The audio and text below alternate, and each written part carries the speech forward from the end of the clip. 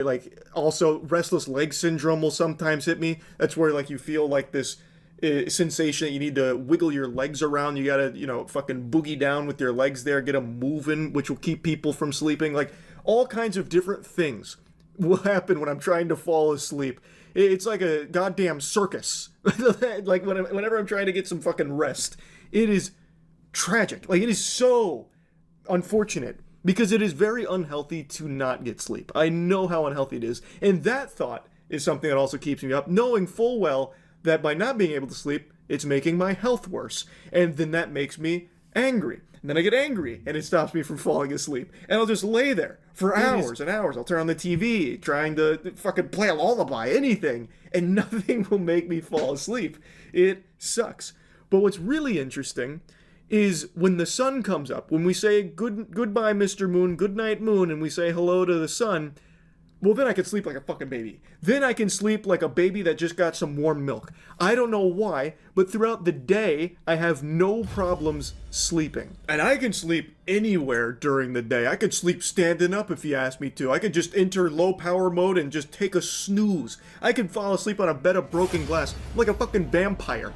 I don't understand. And I've tried in the past to like use that, like maybe that's just the way I'm built, just built a little differently when it comes to that. So I tried like a nocturnal lifestyle for a little bit where I did most of my sleep in the day and like I just wouldn't sleep at night because I couldn't, but I just felt like shit. Like I wasn't tired per se, but I just felt like shit. It feels unnatural to just be awake all night while you get your sleep during the day. Plus, sleeping during the day, I miss out on like a ton of activities and like being able to do things. Because what the fuck are you gonna do at 4 a.m.? It's just entirely inconvenient. The world is not built for that kind of lifestyle. So I've tried like other different, phasic sleep schedules that other people that have like insomnia and different things try. None of that felt good. I always felt like completely drained. I felt like SpongeBob without water. It just wasn't working for me. Like, I would love to just be able to sleep at normal human hours, but I have so much trouble with it. Again, I've tried everything. Fucking white noise machines, white noise generators, all kinds of shit. And sometimes, like, I can fall asleep, but then I'm such a light sleeper that even the slightest noise, like if a cricket took a piss outside my window, I'd hear it and I'd wake up. And the second that I wake up from sleep, it is almost impossible for me to go back to sleep. Actually, that's what's happened tonight, and why now at fucking 5:30 a.m. I'm still awake. I went into bed pretty early, and I fell asleep for like an hour-ish, and then something woke me up, and now I haven't been able to fall asleep since, so I spent 4 hours fucking not being able to sleep. It sucks. It's no fun. I don't like it. That is another thing that really greases my ass, by the way, being a light sleeper. Like, I don't want to be a super heavy sleeper. I think there's some benefits to being, like, somewhere in between, in the Goldilocks zone between light and heavy. A medium. A medium sleeper would be great. But I'm such a fucking light sleeper. When I fall asleep, I turn into, like a UAV almost, where I become aware of... Precision is the difference between a butcher and a surgeon.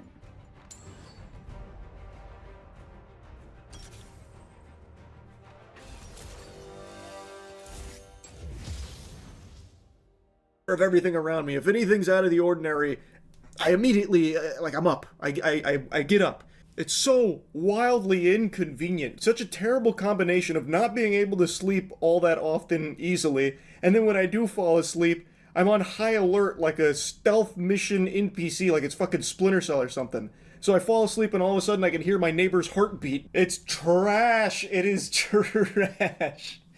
And again, I'm sure a lot of people will go into the comments to recommend some remedies. I imagine I have tried all of them. Even if it's like a family secret that you've kept under lock and key as like this hidden jujitsu, this hidden knowledge, I've probably tried it somehow. I've tried every herbal tea in the world. I've tried aromas. Sometimes I've tried falling asleep like you're hunting for ghosts, like incensing and shit. Like there's so few sleep remedies I haven't tried, and they just don't work for me. It's so frustrating. Like I don't know. I could keep yapping about this a lot, but I don't think there's any reason to. You get the idea. Insomnia sucks.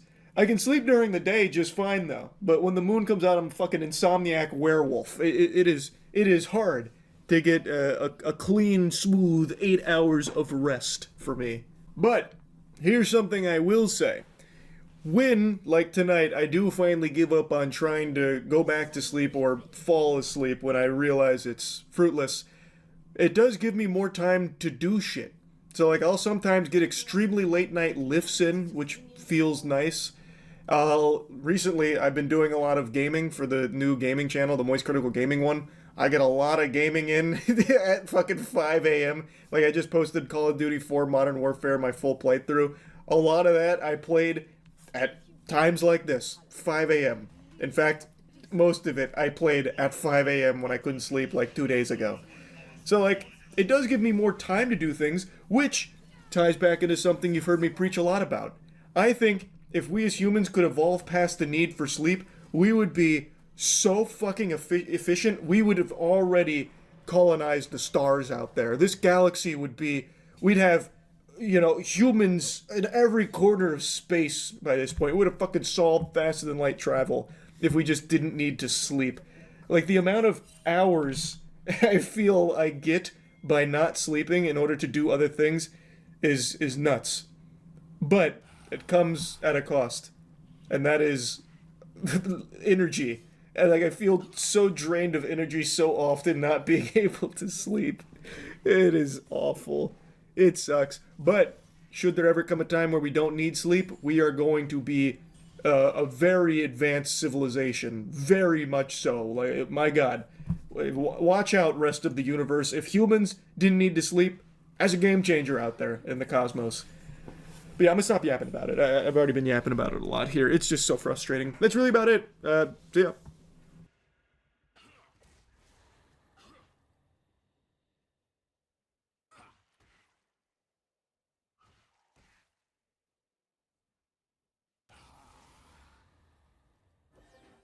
I just saw Megalopolis. Wow. It was like embarrassing sitting there watching that. I actually felt shame just being there witnessing that disaster of a movie. And to make it worse, insult to injury, I watched it right after Joker 2. So I just made the review for Joker 2. Spoiler, that movie was also bad. This movie was worse for sure, but man, what an unholy 1-2 combo that was. This was like a punch flurry that not even Mike Tyson could deliver, going back to back with Joker and then Megalopolis. So I took a shower before talking about Megalopolis because I know I'm gonna get heated on this because it's just so weird. This movie had over $100 million budget, and I don't get why. I don't get it. I already made like a whole rant about that with like these inflated budgets, but this film in particular it's so stupid to have a budget that big because it's a movie devoid of a single element of a story. It has things that happen, sure, but it is such a fucking mess. This is a movie that smells of pretentiousness. It's very clear this wanted to be deeper than it is. This is a movie that wasn't made for any audience in particular. It was made for critics. It was made for people that love the smell of their own farts to pretend like they understand the subtle vicissitudes that the director was trying to convey. But in this film, it doesn't even work with that niche. Because even critics don't like it. It's just not very good. Like, at all. It is a disjointed, like, actual fever dream experience. So, let's just dive into it. There's going to be spoilers. Fair warning. This is a movie that I feel like it's almost impossible to spoil because there isn't really a movie here. It's a collection of random shit that happens. It's like a collection of Francis Ford Coppola's memories from dreams that he had that he tries to piece together loosely here. Very similar to like how the Rick and Morty anime does it. Like, this is the Rick and Morty anime with a $100 million budget. I'm also pretty sure every actor in here was just directed to be as weird as they possibly can. So Shia LaBeouf, for example, he's in this movie, and he dials his like wackiness up to 11. So like in the very beginning of the movie, they're like going to this big press thing about something that they're opening, and Shia LaBeouf's there. And his uncle is also Caesar's uncle. And he's like, I heard you're doing the hanky-pank with your sisters. Can you stop that? And Shia LaBeouf's like, No, I won't stop that. So he's like doing this, and then he like grabs the railing and he like kicks his feet up. He goes, and then he like puts himself in a dress in the next scene, like also still doing those mannerisms and stuff. And also Adam Driver as Caesar, someone I thought was supposed to be like this cavalier, like genius guy. He's kind of the same way. So at that same press event, he's there and he's giving a monologue, and he is actually a Reddit mod. So Caesar's character, I am 100% sure, is inspired by like the quintessential Reddit mod that everybody pictures in their head. The way he carries himself, the way he talks, he's always some of this. And like the way he speaks to people is so fucking cringe. Like actual Discord admin level shit. So like there's a scene where the mayor's daughter shows up and he talks to her, he's like, ugh, Jiminy Christmas. But he doesn't say Jiminy Christmas. But he scoffs, he's like, ugh, you, of course, you've wandered into my quarters. I'd prefer if you weren't here. I don't like to dawdle with the riffraff. I prefer to carry myself in conversations with those that like to think, so we can have intellectual discussions on important subjects. So if you wouldn't mind excusing yourself from my abode, I would be much appreciative of that. Why don't you go see yourself back to the club and get out? And he says that, by the way. That wasn't verbatim, but he literally says club like that. It's awful. It's terrible to listen to. But I will say, it is fun bad pretty often, actually. I did find myself audibly saying, what the fuck, with a smile on my face and giggling occasionally at how horrible what I was watching is. Because it's really shitty, but sometimes in an unintentionally entertaining way. It tries to be so profound and falls flat on its fucking face. So, let's begin. I don't think the movie is dog shit out of the gate. In fact, I actually quite like the visuals in this film, like the style of it I think is interesting. But by the time it gets to the halfway point, you're already so lost in the sauce here that you have no clue what's happening. So it all just becomes kind of worthless anyway. But I do think there is a style here that is unique. However, the visuals really are hit or miss. There are times where it looks really good. Like it seems like, hey, this is a big budget production. And then there's times where it actually looks like they filmed it at our warehouse in front of our green screen. Like, there are some of the worst green screen moments in here that I've seen in a modern film. Like, it makes some of DC's biggest stinkers for CGI look like award winners. I don't know what happened and why there's some incredible visuals here and then some absolute, like, Adobe After Effects first-year attempt, like, visuals. I don't get it. So something definitely went awry in the pipeline here for the production, but overall, I do think the style is eye-catching. Now, the beginning of the film isn't super dog shit. It's not like Turbo Cheeks or anything. It actually is almost cohesive. They introduce our two main characters that we're going to be seeing a lot of. It's Adam Driver playing Caesar, who is like this genius architect who's found like the god particle basically called Megalon. And it's Giancarlo Esposito playing Cicero, who is the mayor who does not like Caesar. They butt heads constantly. And the film, like, it's not like it's a mess because I'm too stupid to understand it. I know that's a lot of cope people like to try in a film like this, where they like stick their pinky out. The plebeians just simply couldn't understand this high art. What a shame. I understand it because I'm enlightened. That's not the case here. I actually think this movie is very easy to understand on the themes it's trying to get across in the beginning, where it actually had a semblance of a narrative. In the second half of the film, there's nothing. There's actually nothing. We'll get to that in a minute. It is a fucking battlefield of nonsense. But in the beginning, I think it's pretty clear.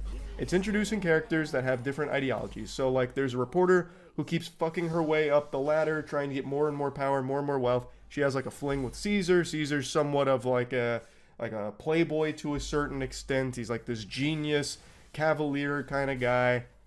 Cicero is really against what Caesar represents, which is change. He is trying to think about the future, whereas Cicero's focused on the present. And that's the big clash of ideals. So this is very clearly inspired by, like, the fall of Rome. They drill that home. They shove that down your fucking throat. Like, the location here is called New Rome. It's basically just New York, though. So the whole idea is the dreamer, the architect here, Caesar, wants to bring change. But the rich and powerful around him, they're pretty okay being stagnant and focusing more on, like, the present, just keeping people, like, occupied as opposed to getting ready for what comes next. Caesar has an uncle who's, like, the richest person in the fucking universe. His name's Hamilton, and he's beyond absurdly wealthy. So Caesar also has a lot of power, a lot of money, a lot of influence. And the whole idea is he wants to use the Megalon particle to make Megalopolis, which will be a utopia, which is all about the future and getting the next generation ready for what comes. And also, Caesar has a superpower. He can stop time. Not only can he stop time, he can fully manipulate it. He controls time. And you'd think that'd be like an important component of this story. It's not. He does it maybe 3 times. And he really only does it when he wants to watch a building fall once. And then the other 2 times he does it is to kiss a girl. Oh, and then he does it one more time where he just shows that he can do it.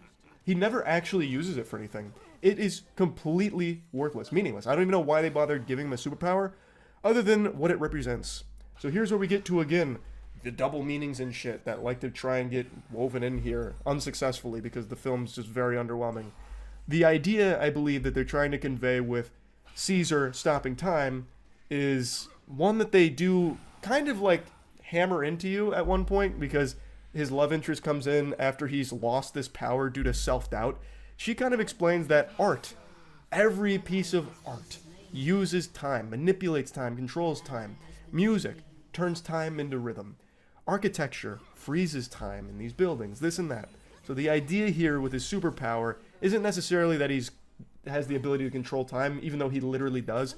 It's more about the representation that his vision, his art, is the architecture and the ability to stop time with his creation.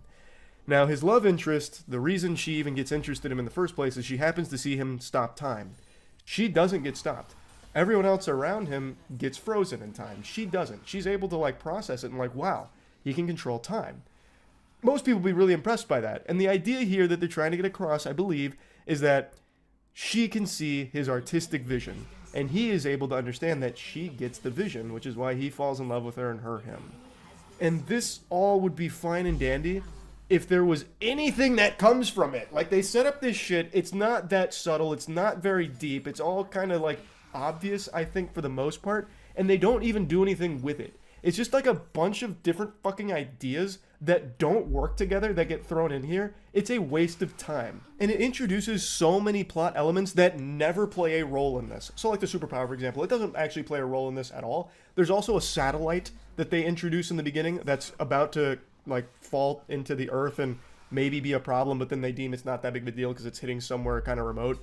And then eventually towards the end of the movie, here comes the satellite. It's changed course. It's going to hit New Rome directly. No! And then it hits New Rome, blows up like 3 buildings, and then it's never addressed again. Like, and then also there's a plot line where Caesar's wife died, and for some reason he was accused of murdering her.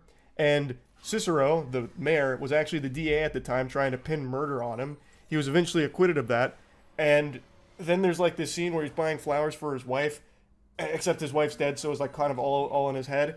But it shows like he still loved his wife. And I thought that was going to be a big component of this, but it's not. Turns out like he wasn't the best husband, really, and his wife ended up like driving off a bridge and dying, and then something mysteriously happened to the body, and they accuse Caesar of like taking the body, except he didn't take the body. It was actually some kind of big cover-up. And then Cicero, when he finds out that Caesar's like, you know, impregnated his daughter, he's like, listen, Caesar, I love my daughter, and here's a red envelope that has my confession about your wife's body, which is never addressed again. Also, his wife's body never mattered in the plot. Also, his wife never mattered in the plot. The biggest thing that happened with his wife is where he like really offhandedly mentions that he found Megalon by trying to bring his wife back to life, and then that's it. Then he goes right back to making out and impregnating the mayor's daughter.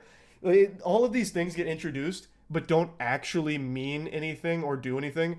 Like, there's a whole scene where the reporter that was fucking Caesar ends up marrying his uncle for his money, and they throw this big wedding at a coliseum where they have like wrestlers wrestling, and then they have this girl do a musical number, and she's like the virgin that New Rome sponsors. Like, she's a New Rome enforced virgin. So during this wedding celebration, there's a moment where she has a musical number, and then it leads to people like donating money for her virginity fund or something. Like, I don't even know what they're bidding on. Like, they start bidding. It gets up to like $100 million just to give her money for being a virgin. Like, it makes no sense. And then all of a sudden Shia LaBeouf, Shia LaBeouf's in this movie. acting like an absolute crazy person, which is fine, I guess, but it doesn't do anything. He's just like weird for the sake of being weird. It doesn't actually do anything for the plot. But anyway, Shia LaBeouf comes up with this nefarious plot to try and like hurt Caesar, so he deepfakes a video of him taking that girl's virginity, except she was underage, so then he starts to like get tried for like statutory rape, except then it turns out that the girl's 23, and then like the charges immediately get dropped, and then the whole thing with that girl, Caesar, the virgin, whatever, none of that ever gets addressed outside of the 10 minutes that became a plot point. It's like Francis Ford Coppola completely forgot it was even written in here. Like, it's just this complete nonsensical fucking dumpster fire of things that happen. And I can't even say happen, because a lot of things don't even really happen. Like, almost nothing happens. It is impossible to piece together what the actual plot is past the halfway point. And I'd say a little before the halfway point, it goes completely unhinged and off the rails. It falls apart, and it was barely even held together in the first place. But at least there was a semblance of where things were going. But then it just becomes indecipherable. It's like Finnegan's Wake visually. Like, just complete gibberish. So, like, the plot's moving forward. Eventually, like, Shia LaBeouf's character, Claudio, he starts leading a movement that's, trying to push Caesar out, push the mayor out. He's leading the charge and like, getting into politics. Things aren't going super well for Caesar, who gets shot by a child as like an assassination attempt that Claudio was behind, but he survives because Megalon got fused with his skull, which regrew his whole brain and his whole face. So like it's literally a god particle. It's like a magic particle that can just do anything, including building utopia. The girl who married the uncle then starts having sex with Claudio. So like there's this whole uncomfortable scene. The girl is played by Aubrey Plaza, by the way. And so Aubrey Plaza goes up to Shia LaBeouf and she's like, "Your grandfather, we need to steal his money. You're a naughty boy, aren't you?" And he's like, "Yes, Auntie Wow." Her name is Wow Platinum. That's the character's name, Wow Platinum.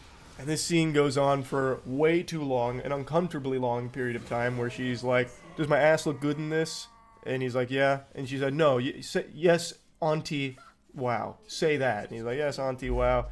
And then she like shoves her whole pussy in his face, and he starts eating her out, saying, "Thanks, Auntie Wow." And then she's like, "Do you want to fuck me?"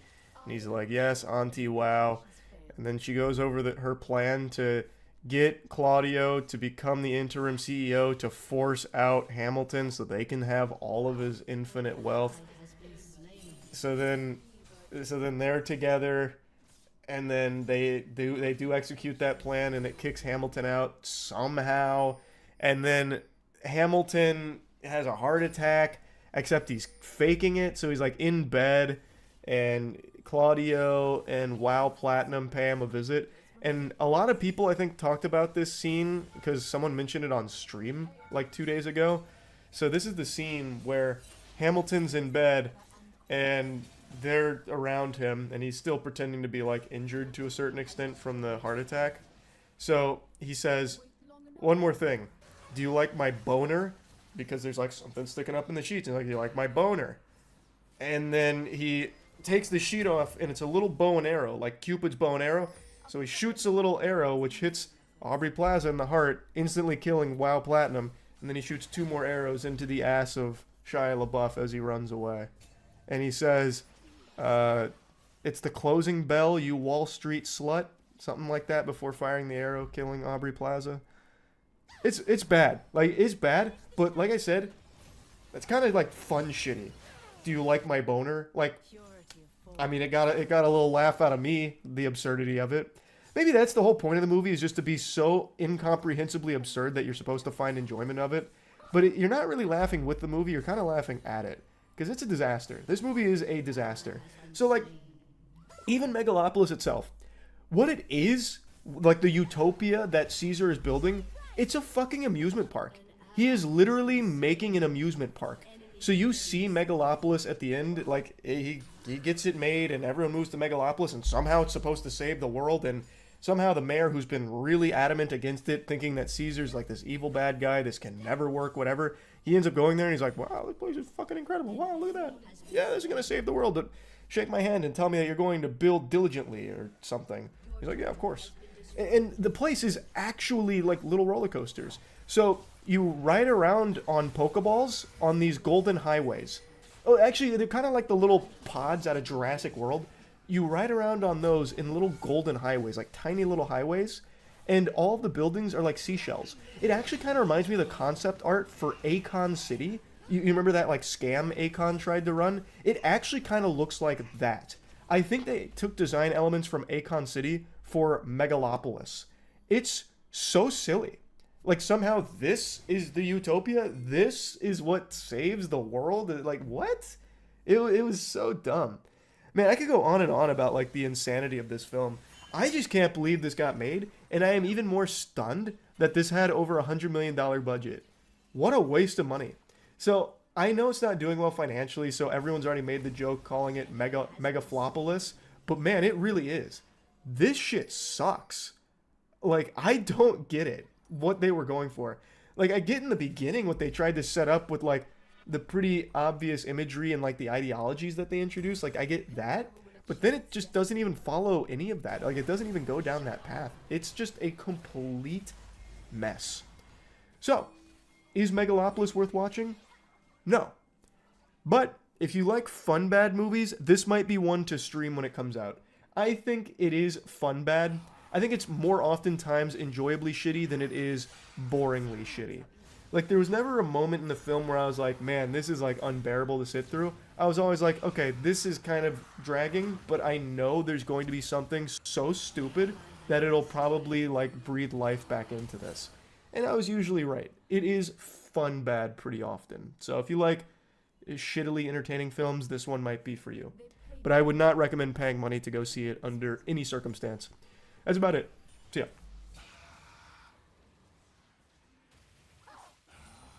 Enemy killing spree. I need time. Your turret has been destroyed.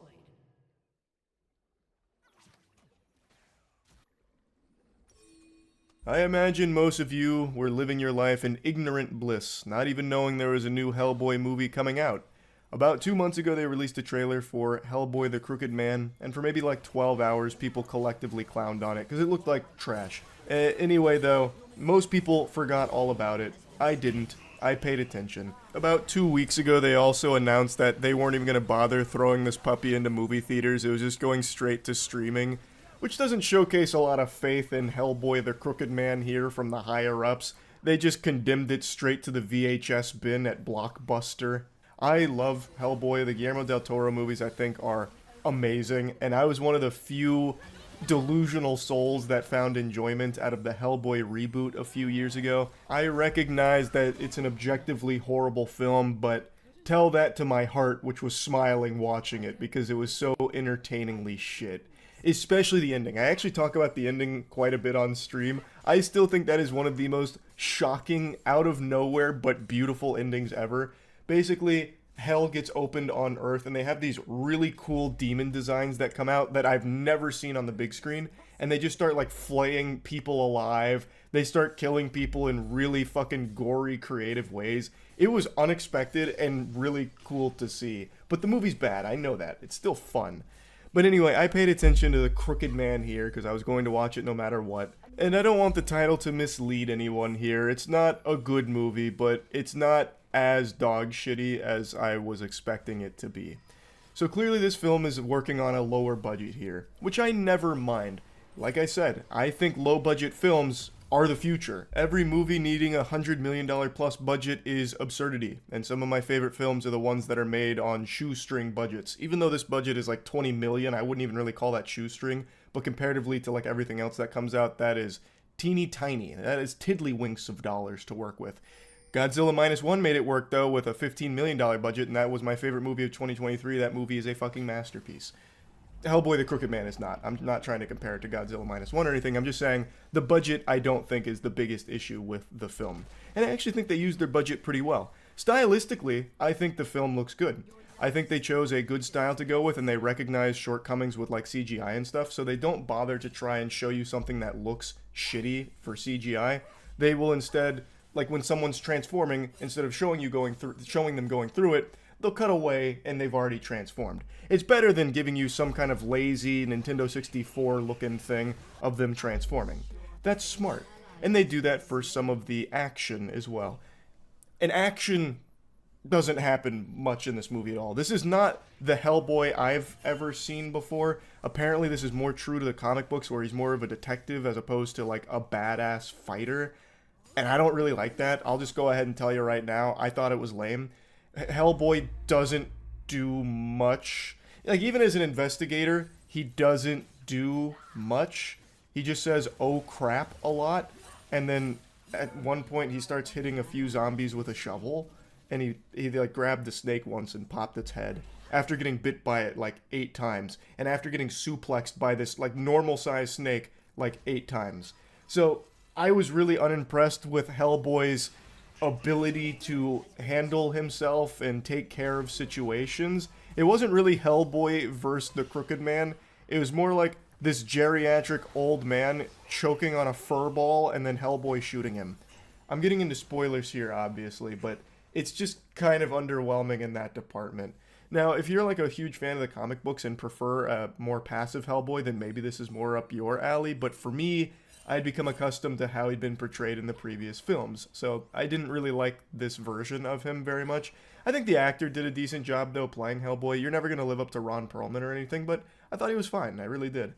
And I kind of went off on a tangent here, getting into other things, but what I was talking about with the style is I do think they used their budget well. Like, the locations are small, contained, so it's not like huge scale or anything. And I actually prefer that everything's not on this like world-ending scale. I like this more localized story. Basically, they had this spider that they were transporting. Shit gets cattywampus, the spider breaks free, they fall off of a train, and now they're in the weird hills here that have some spooky stuff going on with some witches and the Crooked Man. So it's very small, like it's contained, and I appreciate that. I do want to mention that even though they, for the most part, do a good job of not just showing you bad CGI, there are moments where there is bad CGI, because, I mean, for a film like this, there is going to be CGI moments, and yikes, sports fans, I gotta tell you, sometimes it does not look good. For example, there is a witch. Since I'm already getting into spoilers, I'm just gonna go ahead and tell you who the witch is. I've been getting into spoilers when going over these things, but I'll just keep giving you warnings. This is a huge spoiler for this, so if you plan on watching this movie, just know I'm about to spoil something big for you. Hellboy's mom plays a role in this, and she's a witch. And Hellboy keeps getting transported to the fucking Upside Down, where he's witnessing his mother being like tortured for sins that she has committed and forced to bear this child, Hellboy. And she is burning. And Hellboy watches her burn, and it looks awful. Like, not like painful or anything, I'm sure it is, but like visually, I thought for a second I wasn't even watching a movie anymore, I was watching like previs.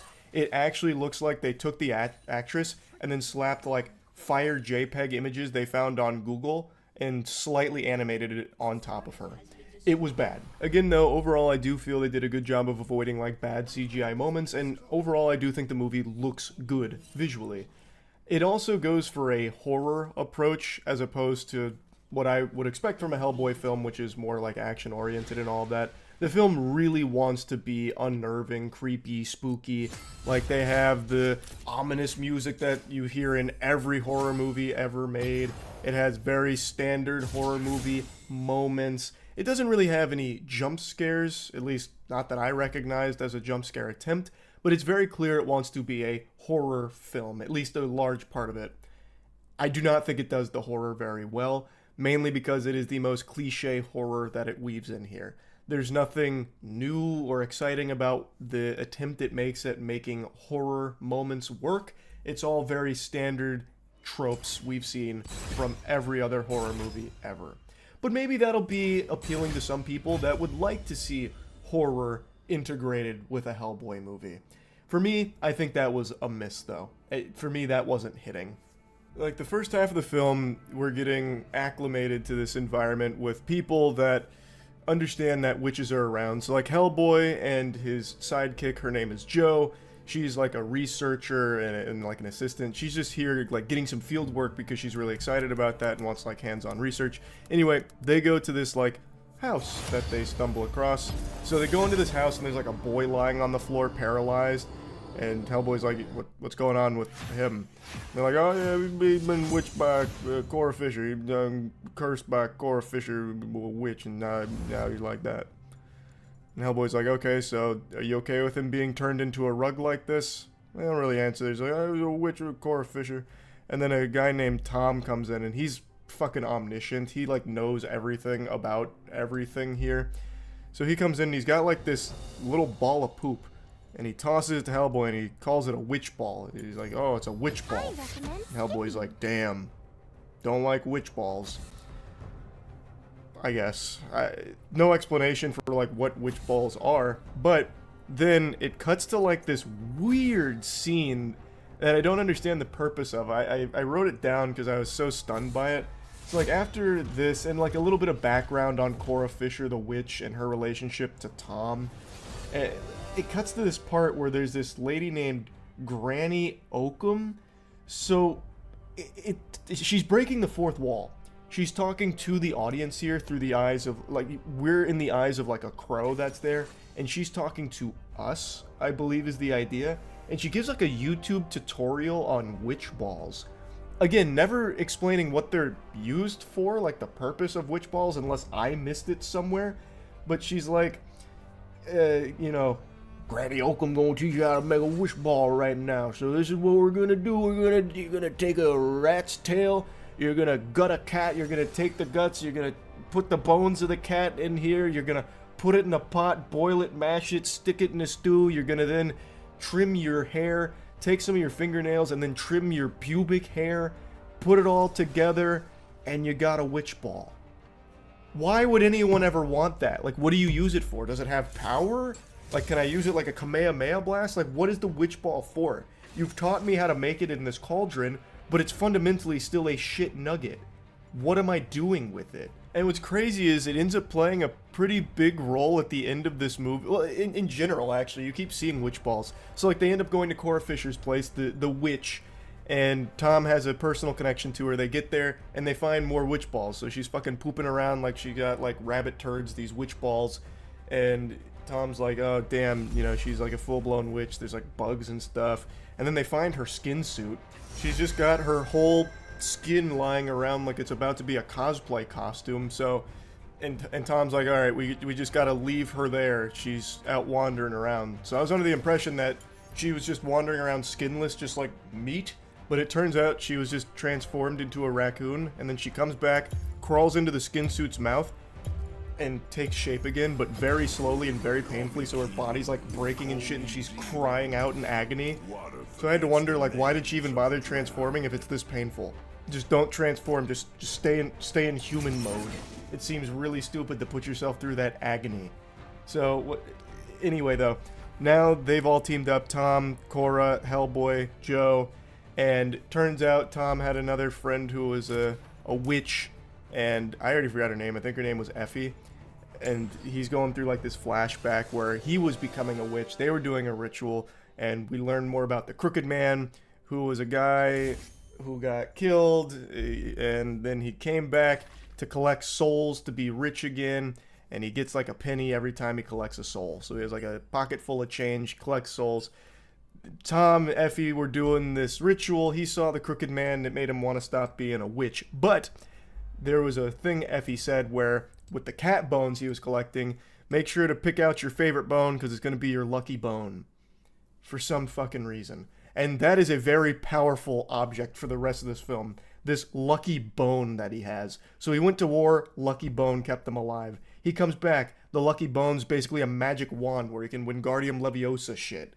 So he's got the lucky bone, which is really good against Effie, the witch who is still around and evil and wanting to collect Cora's soul. And the Crooked Man comes through and he wants the lucky bone. And naturally, he doesn't want to give it to him. He doesn't want to give his soul. He doesn't want Cora to die. And Hellboy and Joe are caught in the middle. Joe just wants to kind of research everything and understand everything.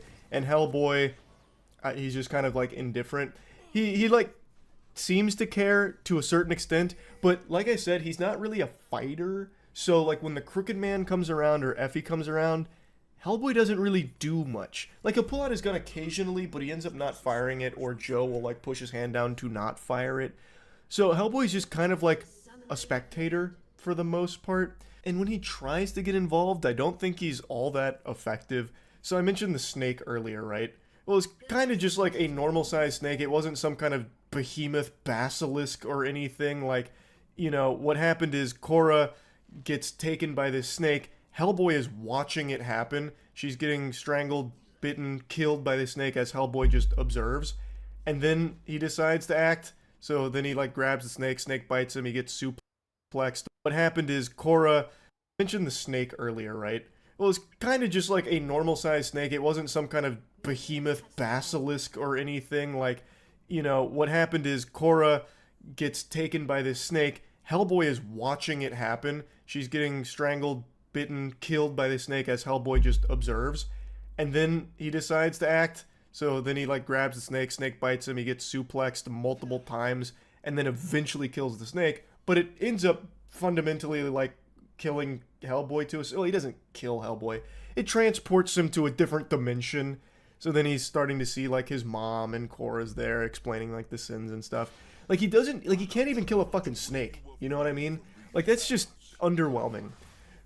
Getting to the climax of the film, though, they end up going to a church because Tom wants to bury his father. Turns out Effie turned his father into a horse, and that took a lot out of Tom's father, so he dies as a result of being a horse that was being ridden for so long. So he wants to take his father now to a church to bury him on, you know, the sacred ground. Crooked Man shows up, Effie shows up. Crooked Man's got zombies now, so he starts raising the dead. And this is when Hellboy finally starts to do things like he shoots a few of the zombies. The Reverend then blesses a shovel and he, like starts hitting zombies. Hellboy hits zombies with a shovel and shit like that. Like the Crooked Man is not very powerful. I want to make that clear. They don't make the Crooked Man seem like a real threat. They just make everyone else seem like they're not capable of actually handling anything. But I will say these scenes I think are the most visually interesting scenes. Like I would have liked to see more of this. Zombies are beyond played out, it's beyond exhausting to see them, but it is nice to see Hellboy do things, as opposed to just kind of stand around looking cool. So, and I think they do a good job of actually having him look cool when killing these zombies. And blessing a shovel and hitting things with a shovel, how is that not badass? That's some stone cold Steve Austin shit right there. Like, that's good stuff. But it's so short-lived. Eventually, Reverend and Joe go into a tunnel. Tom and Hellboy go to, like, the Crooked Man's manor after they hit the Crooked Man with a shovel. Tom's got his lucky bone. He eventually uses it to do, like, a fucking stupefy on Effie, the other witch working with the Crooked Man. Hellboy starts hallucinating, so he's seeing his mom again. He ends up almost shooting himself in the head, but he breaks free of the brainwashing. And then the climactic showdown between Hellboy and the Crooked Man is really lame. He kind of spins Hellboy around with, you know, his superpowers. Kind of like how Saruman had Gandalf spinning in a circle, if you remember that scene.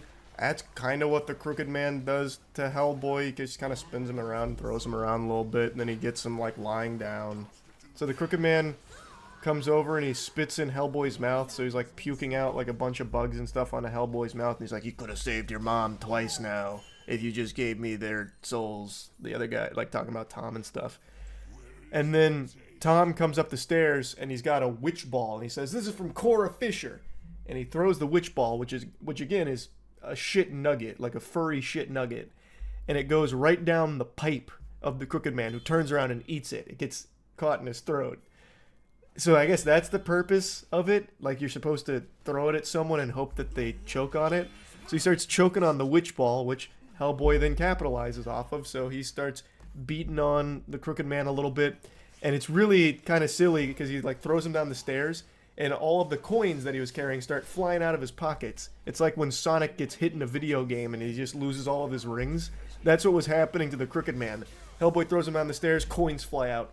Hellboy throws him down another flight of stairs, more coins fly out. And then it ends with him just shooting him in the head and more coins fall out. It's like when you hit the jackpot at like a fucking arcade. He just starts like spilling coins out of his skull. That's most of the main stuff. I don't think the movie is nearly as bad as most people probably expect it to be, but that doesn't mean that it's a great film either. I didn't like it that much. I wasn't bored by it or anything, and I do think there are moments they did a good job with it. But overall, the horror wasn't working for me, which was a huge emphasis for the film. And Hellboy being so passive and uninvolved in everything really wasn't working for me either. And if it's all about him being a detective, why is he bad at it?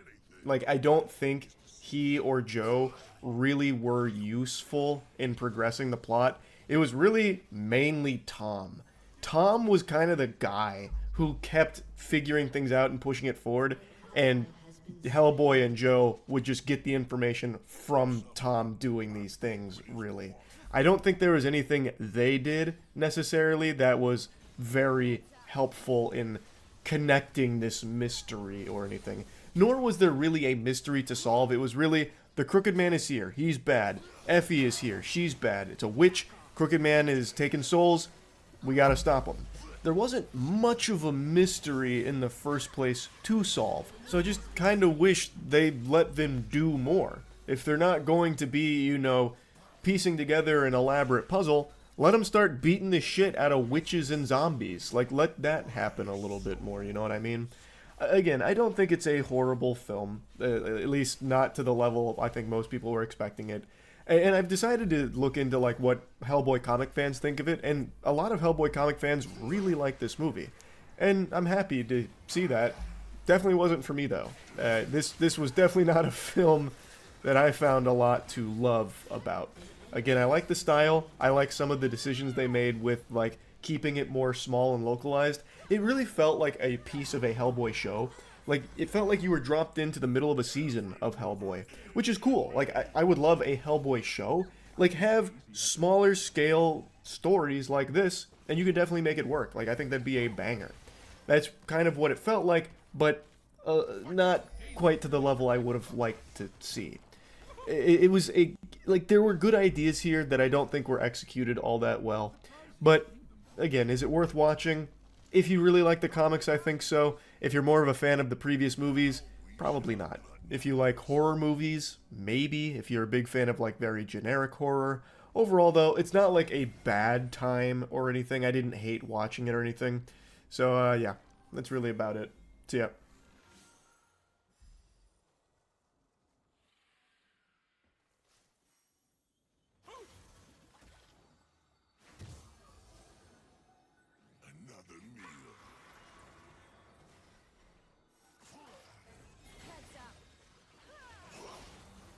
Still, to date, one of the biggest surprises I've ever had going to a horror film was actually enjoying the first Smile movie. I went into that thinking that it might just be fun bad, but that it stood no chance of being anything even close to decent. Because it had like a TikTok influence and this and that.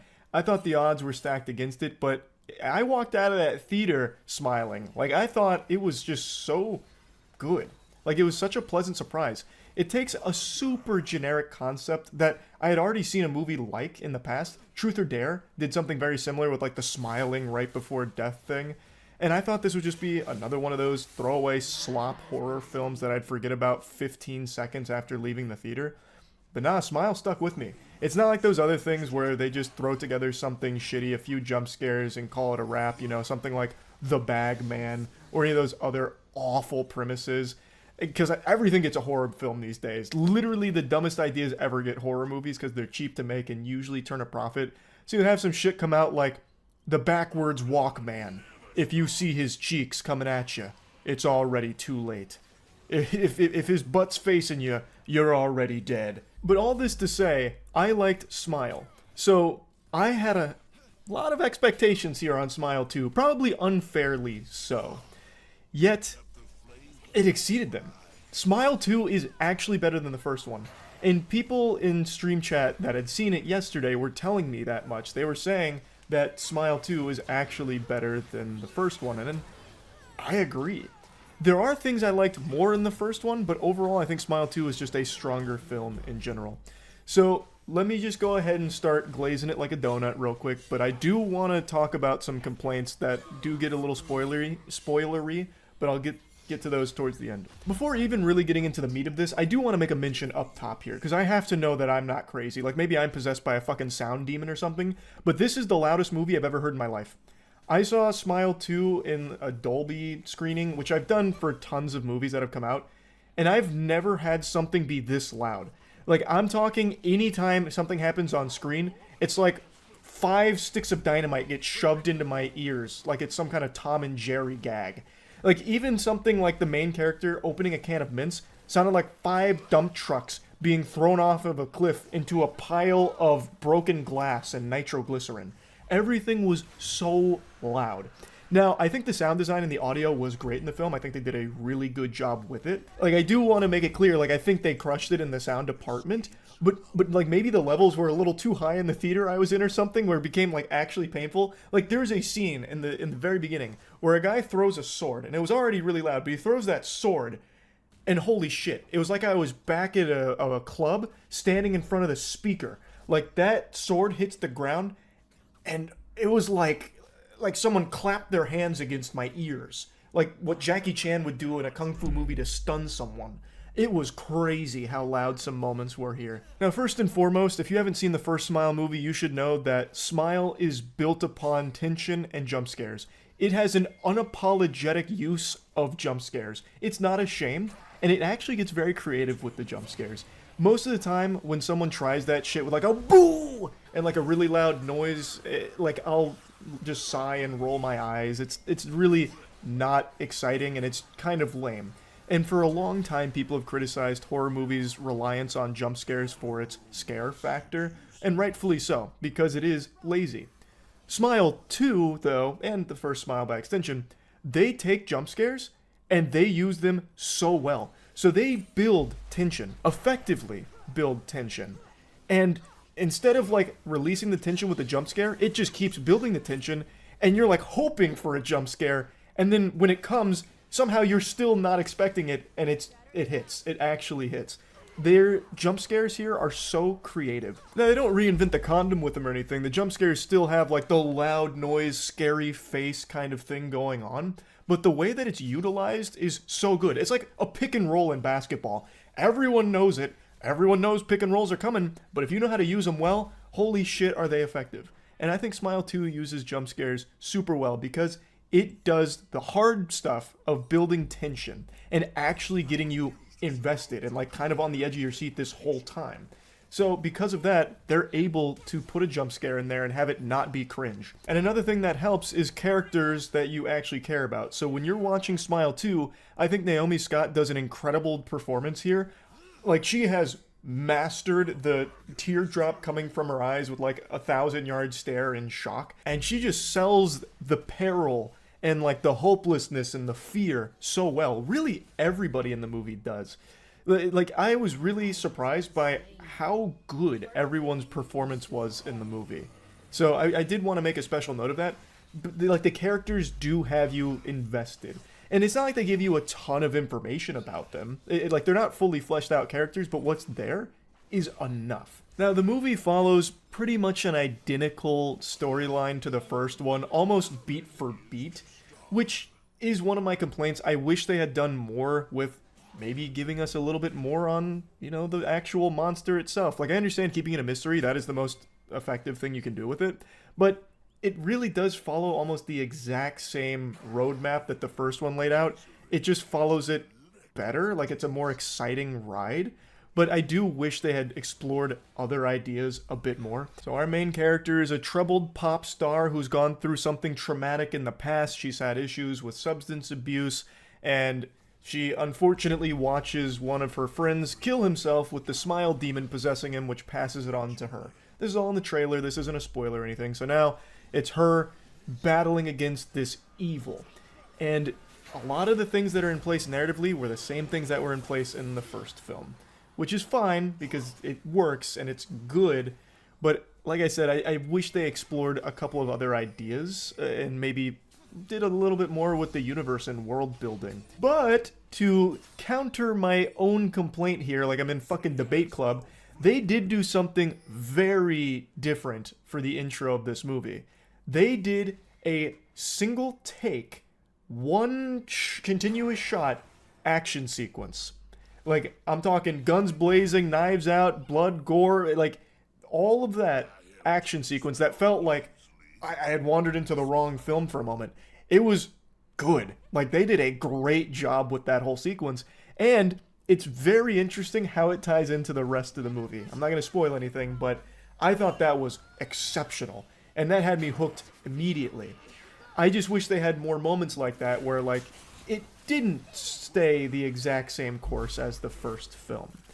But it's not like the biggest complaint because it still worked very well. I still really, really liked this movie. And since I mentioned that intro sequence, I do want to just point out the cinematography in this movie, I thought stood out. Like, I thought there were some really creative shots. Like, there were some really good shots and some good spins on some, like, classic shots that you've seen a million times in other horror movies that you just wipe your ass with in those films. Well, here they take those same kind of shots and they put like a nice little creative spin on it that works super well, that helps elevate the whole thing. Especially considering that a large part of Smile is playing with people's perception of what's real and what's fake. Since the Smile demon gets inside of the victim's brain and starts pulling levers and shit like that worm out of Courage the Cowardly Dog, it is changing what is real and what's fake, as well as just the flow of time. Like, how long has it been? Which is really fun as someone watching the film trying to figure out what's real and what's fake.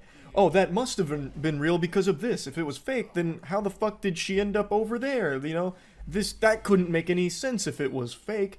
No, how could that possibly be fake when I have a boner? That doesn't add up, you know? Like, it's a fun little game that the audience gets to play of figuring out, well, what's in her head and what's reality. And the film plays with that super well. And I think the way that it's shot helps with that too. And it's something I really appreciate. I really like the narrative to this, even though it is just kind of retreading the first one.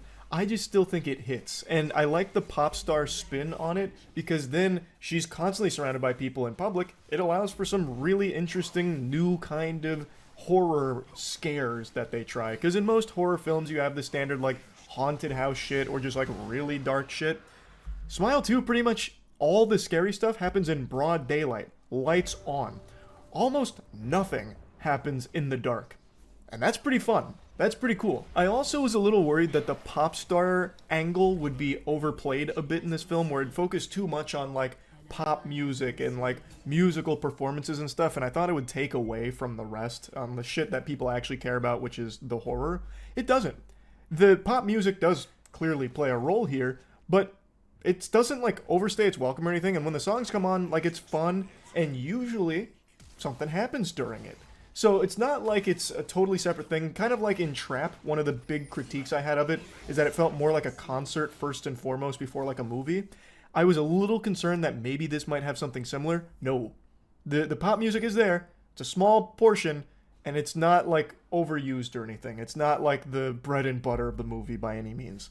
So if anyone was worried about that, let me just go ahead and put your mind at ease there. I think Smile 2 is just really, really solid. I thought it was fucking great. But I do want to get into a few complaints now. I already mentioned the one where I feel like it was just kind of the same thing again, but better. That is still one that I have, but my biggest complaint is actually the ending. But I just feel like the movie's ending was the most predictable ending that you would have imagined when you saw that the character was a pop star. And it's something tons of horror movies have done in the past. That, well, now the genie's really out of the lamp and everyone's got it. The bad thing's everywhere now. And I just don't like that. I think that is so overdone. I recognize that when it comes to Smile, there's nothing necessarily new about it. It just executes everything better than what else came before it. However, in this ending, I don't think it did it better. It did it the same as tons of other horror movies that end with Pandora's box is open, now everyone's affected. It just did that, and not really in a new way. So I was kind of underwhelmed there. I get it conceptually, like it's a strong conclusion, I just couldn't help but feel less than satisfied. Especially when you consider that the ending of the film also nullifies a lot of the film's best moments. This is a big spoiler. I'm going to try and tiptoe around it as to not ruin this. But the way the movie ends, it kind of rewrites and undoes a lot of the best scenes from the film, like retroactively. And that kind of sucks. Like, it kind of takes the wind out of its own sail, which I just really didn't like. You know how everyone hates that trope, that cliche of, it was all a dream, that kind of thing? Well, I felt the same way with the ending of this movie. I just really felt like, man, that really kind of takes a lot of the impact away, what you've just done here. So, hopefully I didn't, like, say too much there that spoiled it for anyone, but I just felt really let down a bit by the direction the ending went. Like, I'm talking the very end, like the last 5 or 6 minutes, like not long. I think everything up until like the last 5, 6, whatever minutes was so strong. And narratively, I even think the last 5 and 6 minutes is a strong conclusion, like from a plot perspective, but from a viewing perspective, it just really feels like, man, that really does take away a lot of the fucking oomph with what we had been experiencing up until this point. So that's by far my biggest complaint, but I don't think it like makes this movie that much worse in my eyes or anything. I still think this is a great film. I still think it is better than the first one. So overall, I think Smile 2 is 100% worth seeing. I think it is so good. So I definitely recommend it. I liked it a lot. And yeah, that's about it. So, yeah.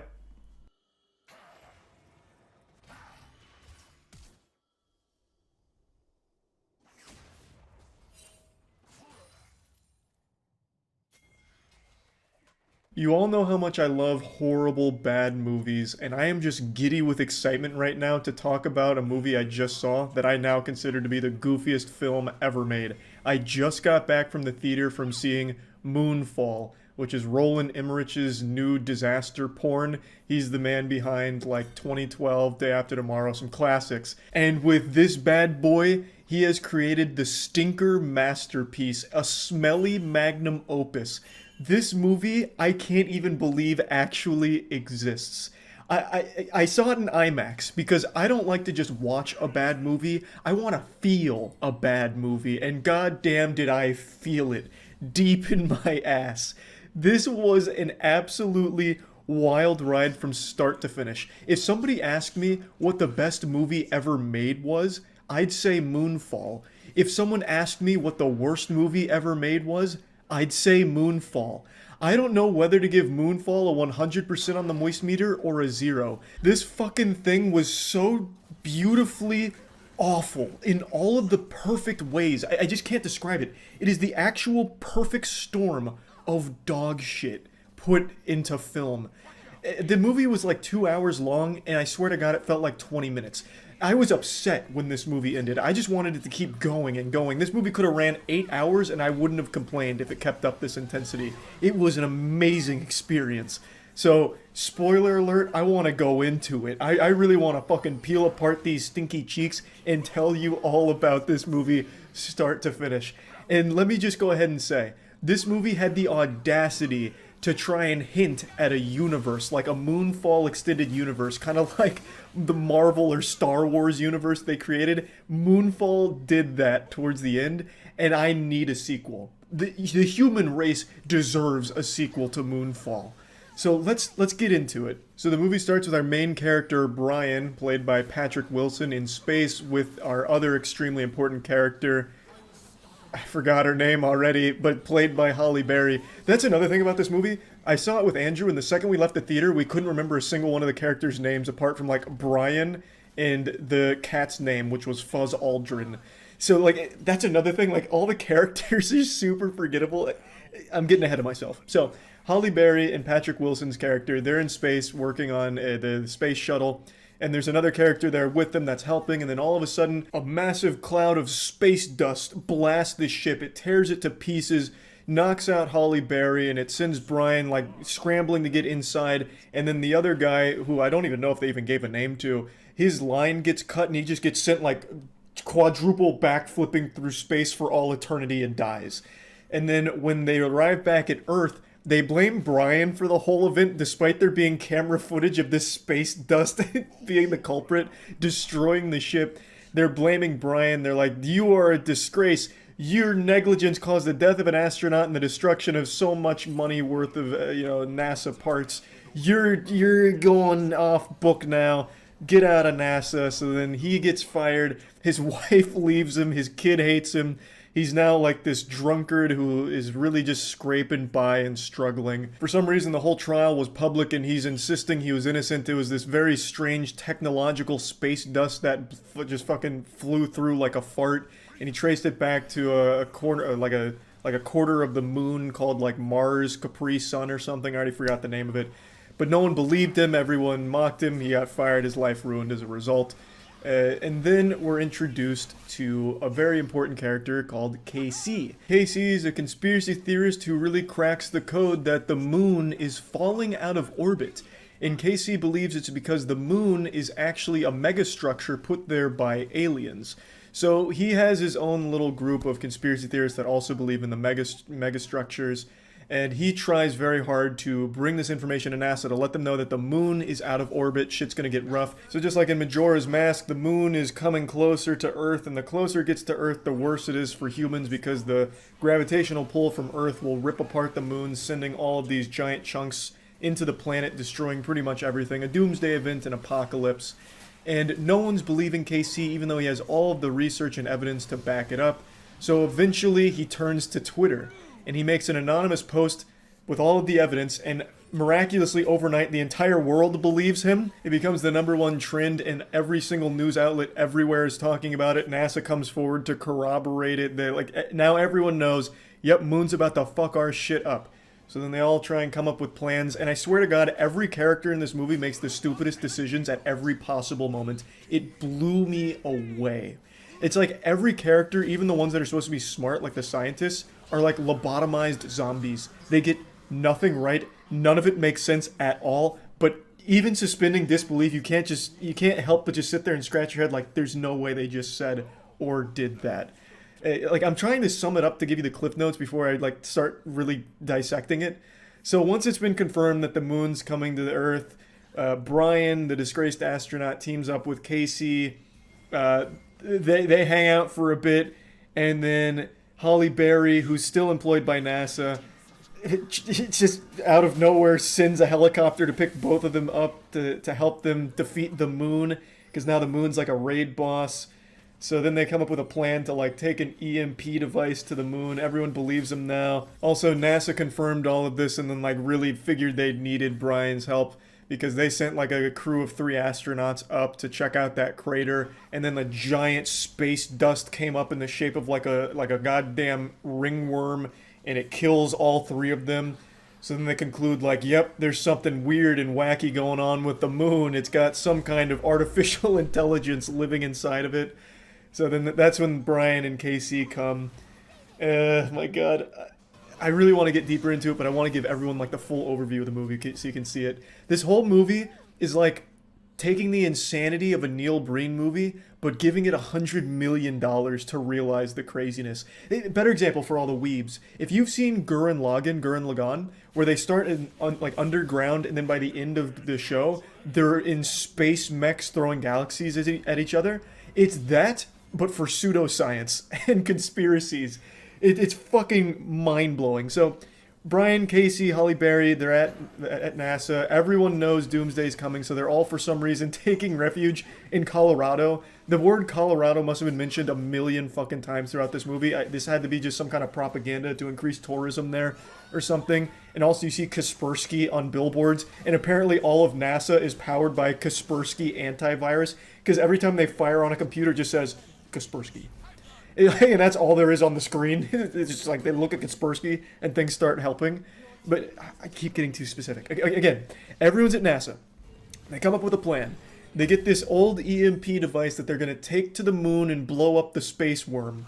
And this also confirms that space dust that blew up the ship that Brian was on initially were nanobots from the AI. So they've got the plan. They've got the EMP. They've now got Brian to pilot it. But something goes wrong. The moon's getting closer, so an earthquake happens, and it cracks the coolant in one of the engines, and it plays out exactly like this. I'm not exaggerating. Holly Berry and Brian go up to check out what's going on. One guy says, the coolant's leaking and I don't know how to fix it. No one here can really fix it. And she's like, are you sure? And he's like, yeah. She's like, all right, well, that's the end of the mission. I guess everyone needs to go home. So every single person at NASA, except for Holly Berry, Casey, and Brian, as well as 2 other data analysts and a couple of military guys, all leave and abandon the Earth and just like, yep, I guess we just have to accept this is the apocalypse and there's nothing we can do. Just because one of the coolants was leaking a little bit, and then the solution, I shit you not, was we'll just fly without it. Apparently the entire time they could just fly without it because the moon was close enough, and Casey knew that and then relayed the information a little late to Holly Berry, and she just didn't bother to call anyone back. She's like, alright, well I already told them they can leave, they can go, we can do it ourselves. So then we get our heroes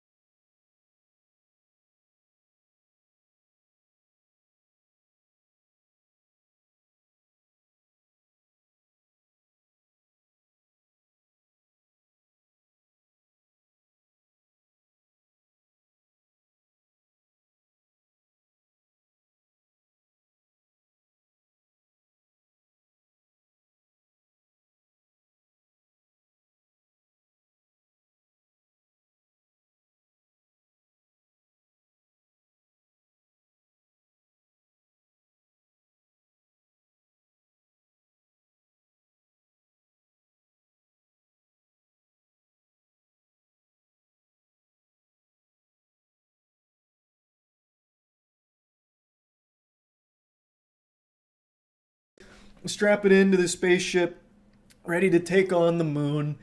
And as the moon's getting closer, it's causing gravitational disturbances. So there's water that's getting sucked up, and it's like giant waves of water that are just standing there.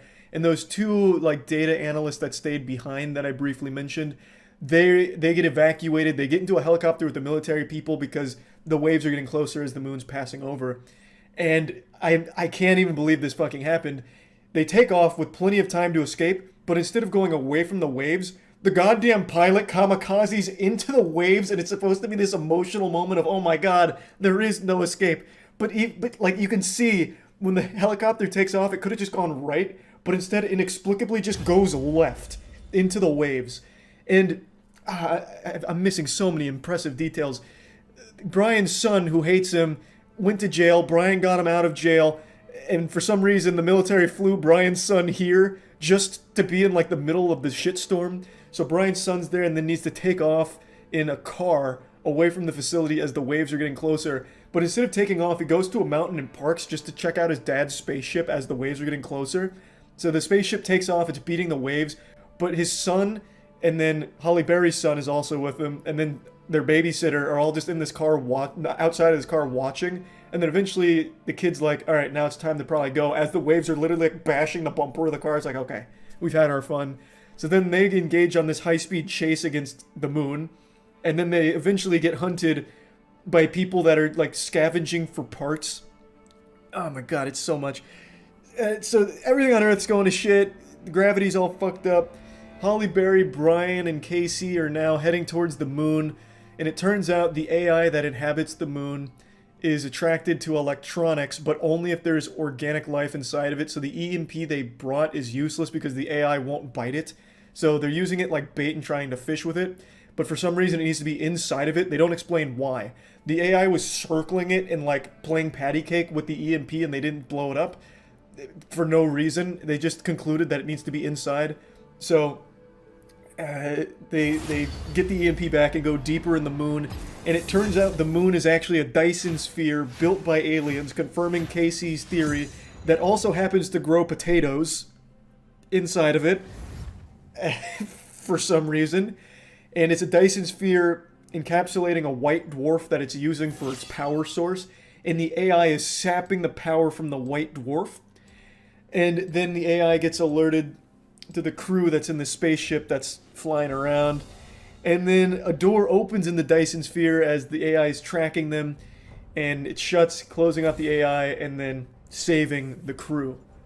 And then it turns out that the Dyson sphere wasn't built by just any aliens, it was built by ancient humans, and they communicate to Brian through celestial beams and flashbacks of his son talking to him, kind of like in Mass Effect 3 where the Reapers take on the body of a child. They did that for Brian in order to talk to him. It was a sentient AI being, like it was an AI construct for the Dyson sphere. It was built by humans that billions of years ago were spacefaring, hyper-advanced technological superstars, and eventually they created an AI that turned on them via kind of like Skynet, and it made all of them go extinct. But before their final extinction, they built giant moons that they would toss out to corners of the universe to try and remake humanity elsewhere. And this just happened to be the last surviving one, the only one the AI couldn't find until this movie. So that's the explanation there. Eventually they upgrade the EMP, the AI construct on the moon, like turbocharges the EMP, then gets some defense systems going that just start shooting bullets at the AI, and then they're escaping the moon. Casey blasts open the hatch with himself inside because he says, you know, an organic being needs to be with the technology in order for the AI to bite me. And he's like, oh my god, Casey's gonna die. Brian and Holly Berry are upset, and Casey's like, no, it's fine. So the AI starts eating him, and he's like, you underestimated us. Blows up the EMP. And then, you know, Casey's dead, AI's gone now, so the moon is back. So then the moon leaves Earth, and now it's just this giant Dyson sphere that is now outside of Earth, and everyone's happy. Earth's super fucked. Everything flooded, everything got absolutely destroyed, but there's still some people left, and now the moon's our friend again. And, yeah. that's not where it ends. So Casey didn't actually fully die. The AI construct on the moon installation actually copied his consciousness into their database, and now Casey has become the moon itself. And the last line is, "We have work to do," which hints at expanding the universe and bringing all of the other AI that is still out there into the fold. And my god, I can't wait to see a sequel. I pray there is one, because this was amazing. I am not even doing this justice with my brief explanation. I need to get into the nitty-gritty of it to tell you just how fucking off the wall this shit was. So the billion-year-old humans, they basically just created Halo. They just stole Halo's plot for a little bit. The installations they made back then were Halo rings. They all lived on Halo rings.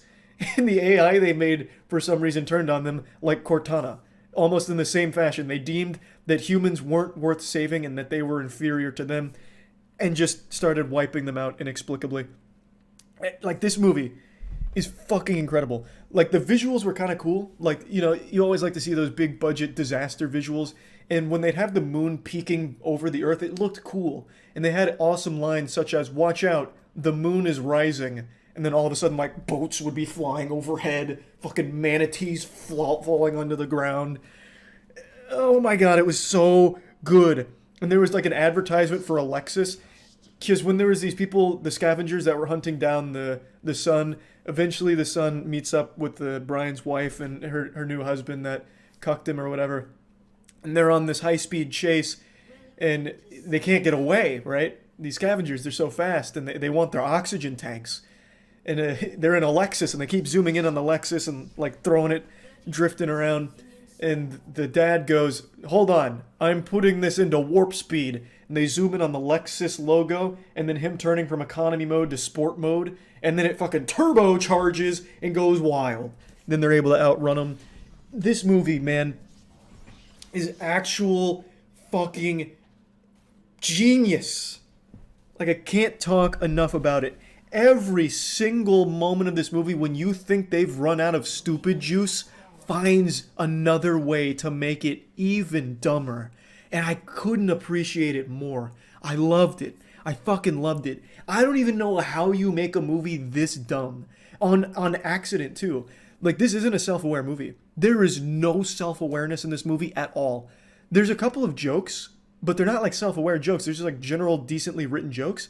But nothing is self-aware. It really takes itself super seriously, and I love that about it. The best kind of bad movie is one where the director really wanted to do something special but just didn't have the talent or the vision to realize it. And this is one of those cases. It is, in every possible department, the best way to make a bad movie. It is the worst and goofiest movie in all of the right ways. I just don't think you could make a movie this stupid on purpose. This movie was just an amazing experience. This was something truly special. If you like bad, shitty movies, this is the movie to go see. This is going to be 2022's best stupid movie, I think. It would be tough to beat this one. So yeah, I just wanted to talk about this because I've had a smile on my face ever since leaving the theater. There's still so much more I could talk about with this movie. I've barely even scratched the surface of lunacy with Moonfall. But it's just, without you having seen the movie, it's not going to make as much sense. And sense is a word that is blasphemous to even use in the same sentence as Moonfall. That word never once crossed the mind of anyone who touched the script for this. The whole movie just felt like it was kids going and then trying to one-up each other. Nothing connects logically. Obviously, nothing here is mathematically, scientifically accurate, or even common sense accurate. Like, everything is wrong in the perfect ways. Like, for example, they're able to find everyone in the world just because. So, like, when they find Brian and Casey, they're in, like, this fucking random hotel somewhere, and somehow they just get found because. Or, like, the family is trekking through snow at the very end, and somehow they just make it to where they need to be without dying along the way and then get found. Like, everything, it just happens because fuck it. And I love that about it. It's so shameless in its horribleness. It was amazing. Just an incredible experience that I wanted to talk about a little bit. That's about it. See ya.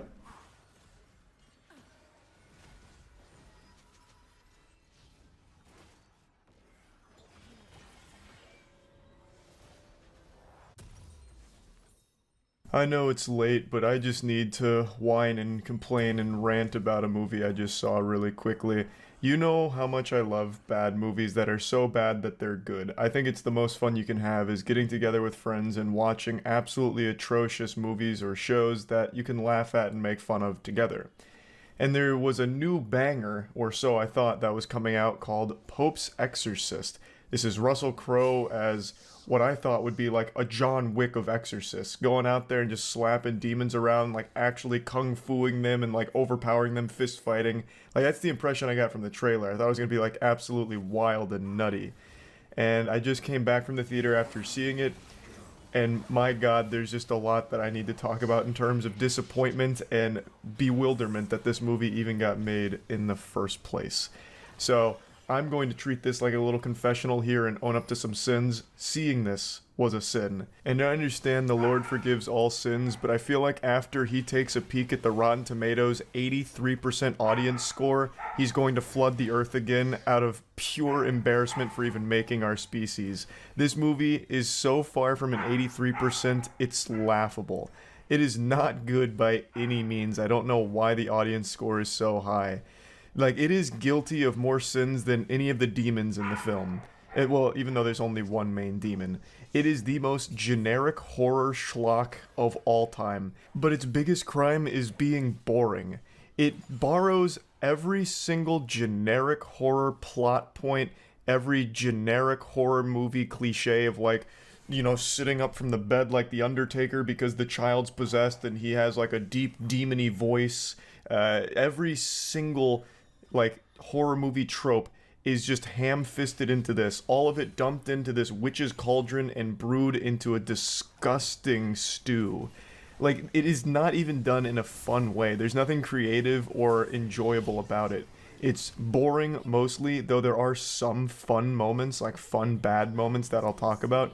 But overall, I am just blown away by how uninteresting the film was after seeing the trailer. The trailer got me hype. I knew this wasn't going to be a good movie. I don't feel like anyone with a working pair of eyes would watch the trailer for The Pope's Exorcist and be like, wow, that might be pretty damn good.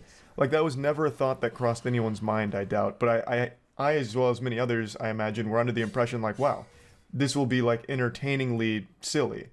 But it really wasn't. It didn't even try to be scary, first of all.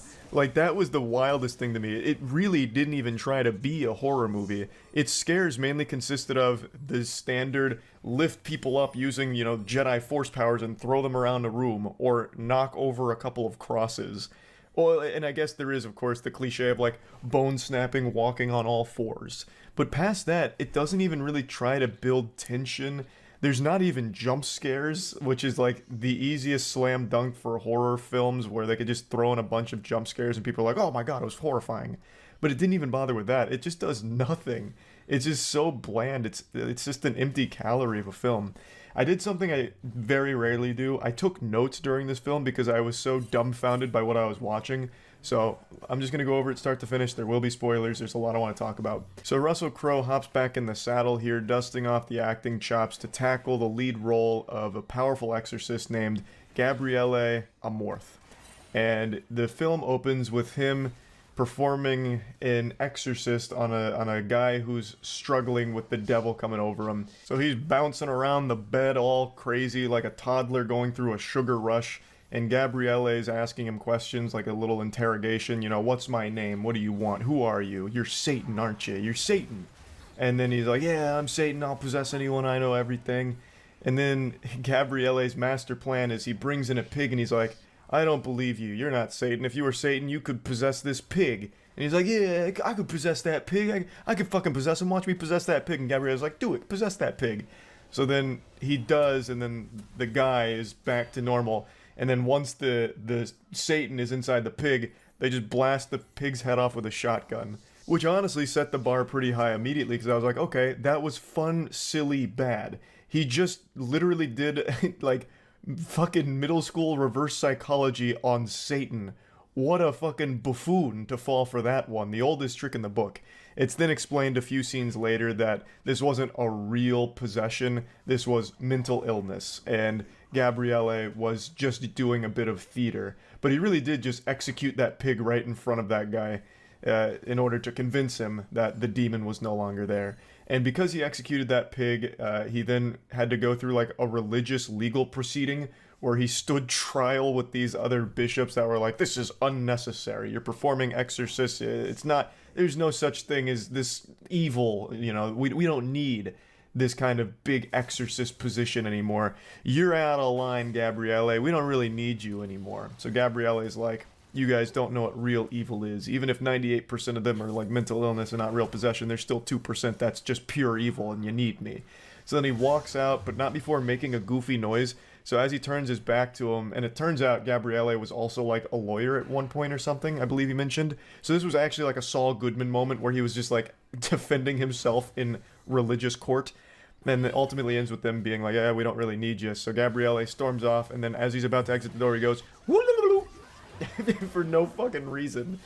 Because it was something he did earlier to a group of like nuns that walked by him. I guess that was like a catchphrase they tried, or like a calling card they tried to use for the very beginning of the film and then forgot about it because he never does it again after these two scenes. But there was a group of nuns that walked by him and he goes, like literally blowing raspberries at them, and they giggle and walk by. So then he does it again after that whole religious legal proceeding. And he drops it after that. But it started fun bad. It was like, oh, this is super silly, but it seems almost self-aware and I'm having fun. But then it totally loses all of that charm. The core part of the movie then unfolds where a family just went through a loss with their father and a woman's husband passing away, and the only thing they have left is this giant estate, this holy ground that they're getting like renovations done to. So there's a ton of workers, and they end up unearthing something unholy. Now, before getting to that, the family is as cookie cutter as it gets. The mom's, you know, strong on her own. She's mentally sound, like she's doing everything she can for her children. They mean the world to her. The daughter is a rebellious teen who, I'm not exaggerating, first thing when she gets in the house is goes up to one of the worker, grabs a cigarette, asks for the light, gets a light with the cigarette, then sits on the balcony over the front porch, and the mom's like, put that cigarette out, what are you doing? And she's like, ugh, and then walks off, storms off, mad at her mom. So this was as cliche as it gets with a teenage girl and teenage angst. And then, of course, she's always listening to, like, loud music and hates her mom. Like, oh, Mom, you're being such a square. Get out of my room, Mom. I'm busy listening to music. So that's her whole character, which means nothing because after, like, 10 minutes, none of this shit matters. But that's her, and then they also have a son, a younger brother. He's like 12 or something, I don't really know, but he's traumatized because he watched their dad die. So it wasn't like some kind of normal passing or anything. It was some kind of car accident that wasn't fully explained, but he ended up getting impaled through the head, and the son sat there and watched it. So he was traumatized from it and refused to talk. Now, after all of this is established over the course of like a 5-minute speed run of getting across the most two-dimensional characters of all time, that child is exploring the house, and he goes into the basement and he sees like this glory hole, and he takes a peek through it, and there's like a door with symbols on it, and it ends up kind of possessing him. It sinks its fangs into him. This is how the demon gets in. He literally comes in through the fucking glory hole in the basement. So the child ends up immediately getting possessed within the first couple of minutes of being there. And then some of the workers go into the basement, and they also notice the glory hole. They're like, oh man, this is absolutely absurd. Is there no decency? Where's the class? So they're peeking through the glory hole, and one of them lights a flare and was going to put the flare through the glory hole, but it ends up turning into a flamethrower and cremating them, which scares off all the other workers. So then all the other workers leave, and then it's just the family left in the house with their child who is now possessed. Everything I've explained right now happens almost instantly. Like, all of this was so quick, there was no build up to any of it, no tension at all. It was done as quickly as possible to get to, like, I guess what they deemed to be the scary parts, with the child having like a demon voice and saying crude, creepy things.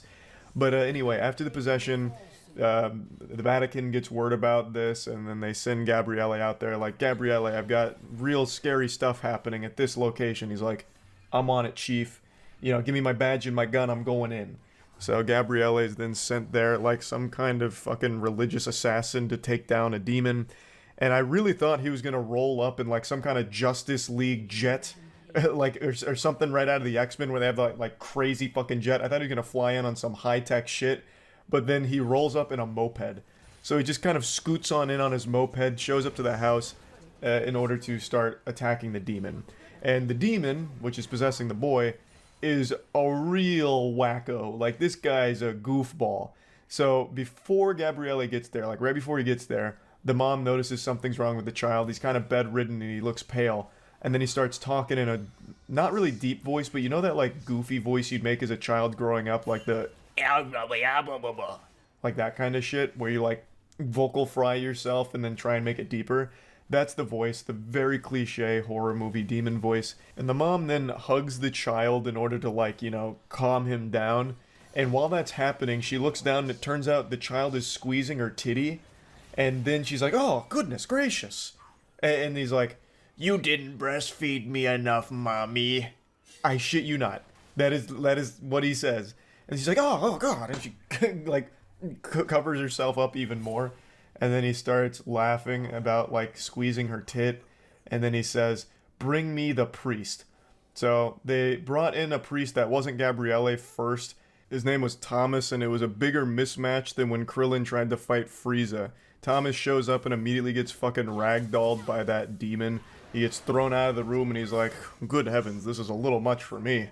We're gonna need the big guns. So he leaves, and then Gabriele shows up. So then it's the two of them, and they try to tag team the demon in order to, you know, solve this situation.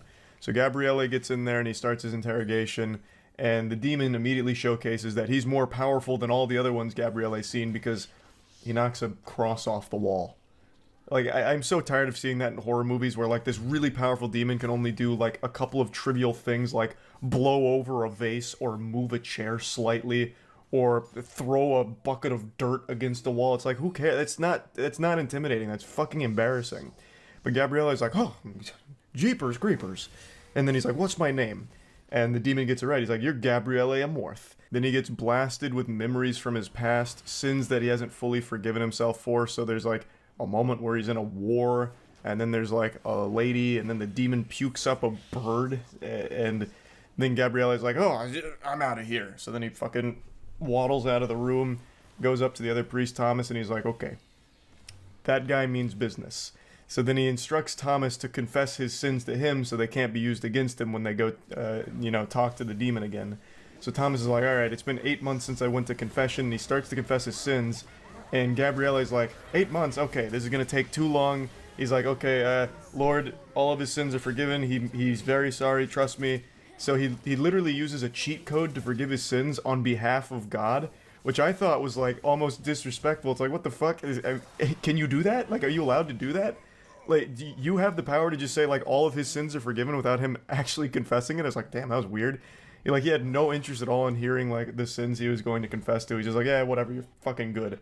Literally just gives him the stamp of approval, and he's like, all right, time to go. And when they get into the room, unsurprisingly, the first thing the demon does is show Thomas his sins that he has clearly not been absolved of. It looks like Gabriele didn't have the authority to do that, so he immediately just gets blasted with his sins, and the demon calls him Panty Sniffer.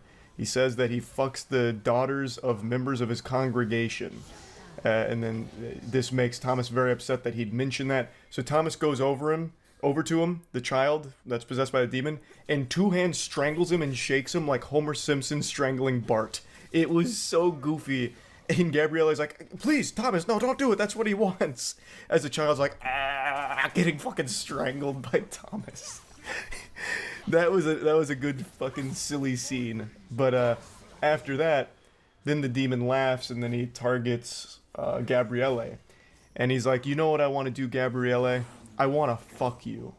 I want to fuck you so hard that when you start coming, you're going to feel ashamed by the release. I'm not kidding. That was his statement. Like, when asked about his main goal, it was to fuck Gabriele. and not like in a literal sense to fuck Gabrielle, at least from the way he was speaking about it, which was jarring to hear that. It was so weird. It was so fucking weird. And then they start trying to get like the religious artifacts out on him, like the power of Christ compels you type shit. And it's not working. The demon then turns off the lights, which for some reason makes them stop immediately. And I'm kind of just giving you like an overall plot summary of everything that happens here, but I want to stress, and I can't stress enough, how there is at no point any attempt to even build tension or show you unnerving things or make anything scary. It's like AI generated a script of a horror film without figuring out how to execute on the scares that they're copying from all of the horror films before it. Like, it is so bland. But anyway, after the lights go out, Gabrielle and Thomas split up. Gabrielle then goes outside and notices that there's a seal of the Vatican on like a well. So he ties a rope to the top of the well and then his moped and drives it, and then, which, takes the lid off the well. Thomas is still inside, posted up, making sure like the demon child's not up to any silly stuff, any fishy business. But then things start popping off.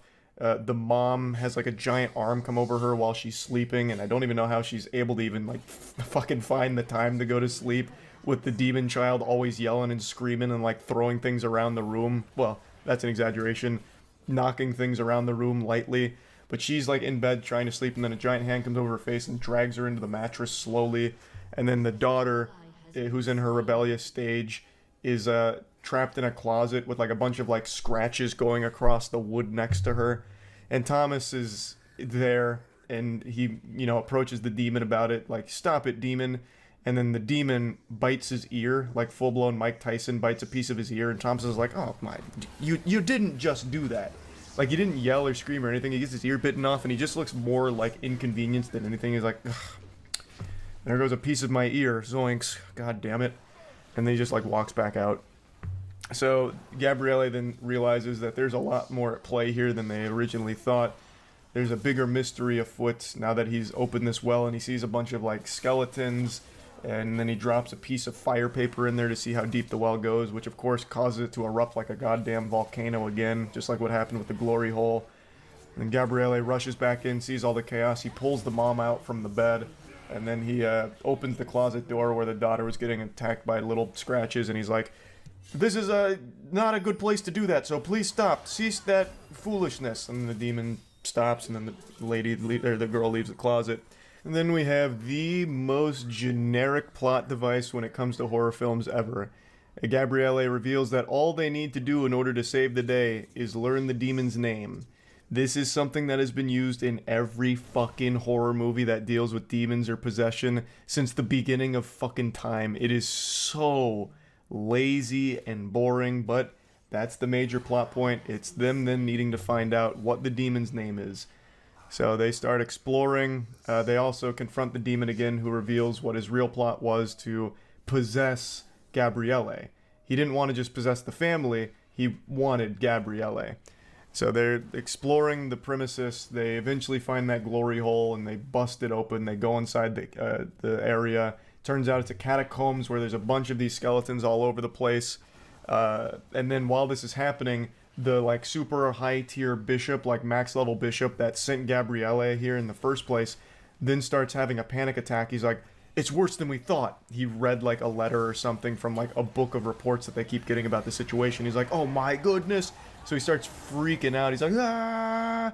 And then he has like a little mini heart attack. He ends up in the hospital. And as they're exploring the catacombs, they're learning like, wow, this dates back like fucking 400 years ago. Like, this demon's been around for a long time, and the Vatican tried to seal it off and cover it up. And then while that's going on, the priest is laying, like the high bishop is laying in bed, surrounded by some of the priests that were part of like the religious legal proceeding. And then he pulls off his oxygen mask and just pukes up blood on one of them. So I guess he was starting to get like possessed too to some level, or he was really just stressed out about the situation. But they eventually find this almost ritualistic chamber. I can't remember exactly what it was for, but it has like a torture device in there. It also then has like what was a very strong priest back in the day on like a throne, and they read his diary. And in that diary, they learn the demon's name. It's Asmodeus. and he can possess a lot of different people. He's like a fucking puppet master. And Aaron, I saw this with Aaron as well as Ridley, Eli, and Tiana. Aaron made a great point. If the whole thing is you only need the demon's name in order to win, that super strong priest must have been really lacking. Like, he must have been fucking, overdosing on Xanax or something and really dropped the ball, because he literally had Asmodeus' name not only written down in the diary or written down in the book, but had a full fucking picture, hand-drawn painting with like a stylized Asmodeus name under there. So like the name was readily available and was still unsuccessful in the exorcism and saving the day. So that guy must have fucking sucked. He must have been terrible at his job. So they learned the demon's name is Asmodeus. As they learn that, one of the other priests that was really mean to Gabriele walks through and sees that the Lord on the crucifix is bleeding a little bit, and he's like, no! And then he takes a sabbatical and leaves for some reason. So now they have the demon's name. They then confront the demon. They're trying to like win, but the demon, starts possessing the daughter. He still has the son. He's like writing things on his chest like, God isn't here. God is not welcome. No God allowed. This is a demons only club. And he's like, strangling someone with Thomas with his tie. The demon girl that he's now possessed is like slapping the mom around. And then Gabriele, in order to stop the madness, is like, all right, fine, just possess me. So he does. Asmodeus then possesses Gabriele. His plan was to infiltrate the Vatican in order to cause mayhem and wreak havoc. And so he goes downstairs into the throne room and he grabs a giant scepter, and Thomas walks in like the fucking action movie hero. And then he sees the girl that he fucked from the congregation. She's got like her titties out and shit and starts fighting. They get into a fist fight. She's covered in blood. Gabriele is still trying to fight back against Asmodeus, but it's not winning. Thomas then has like this little coin or something that he pushes on the forehead of the girl, which blows her up, literally insta-gibs her like it's Team Fortress 2. And then Gabriele's in like a one-on-one battle with the demon. I also totally forgot a core component here because I'm getting lost in the sauce explaining it. But one of Gabriele's big sins that the demon keeps showing him is a long time ago, there was a lady who they thought was possessed. Gabriele went there and learned it wasn't a possession, it was a mental illness. She was just talking about like sexual abuse, trauma and stuff, and Gabriele's like, I'm not really equipped to handle that. And then she bit the head off of a bird in front of him, and he's like, yeah, this is just mental illness. And then she ends up killing herself right in front of him, and Gabriele feels immense regret for not helping her and working on the mental health side of exorcisms. So that's why he swore to like do that from that point forward, but he never forgave himself. So the demon's showing him that, and then after Thomas blows up that girl, they also, the sound effect they used for the blowing up was fucking fantastic. I'm actually pretty sure it came straight from Counter-Strike after you armed the bomb. It sounded outrageous. So after that, Gabriele is wrestling with that girl, shaking her around, and then Thomas throws him like a powerful religious artifact, and he fucking sticks it on her head, throws her into like this pit of water, and then starts reading the demon's name to it and vanquishing it to hell, and saves the day. Family's safe, demons back in hell, and then we have the ending of the film, which once again brought it back to a silly bad state, where the high bishop that puked blood, I guess, is totally fine now. Maybe that's just something he does when he's stressed out, I guess, but like, he wasn't even possessed or anything. He's just like totally fucking fine. The other priest that took a sabbatical gets replaced. And then they bring in Thomas and Gabriele, and they're like, yeah, this was a serious situation, but it's 1 of 200. You've only solved 1 out of 200. There's still 199 more to go. Are you willing to take up the task? Like actual Marvel Avengers, Nick Fury recruiting them level shit. And Thomas is like, let's get to business. And Gabriele reaches back for a handshake and says, let's go to hell. And that's where it ends. Literally setting it up for sequels, like a fucking Men in Black style universe for this, where they're just going to different places and performing exorcisms. So that was the whole film in a nutshell. The reason I wanted to explain all of it is because explaining it makes it sound far more fun shitty than it is.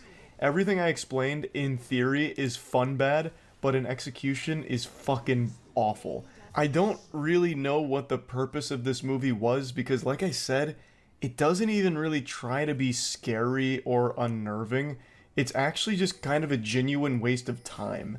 There are entertaining moments, like I said, there are times where it is goofy, fun, bad, but that's not the overall experience with the film.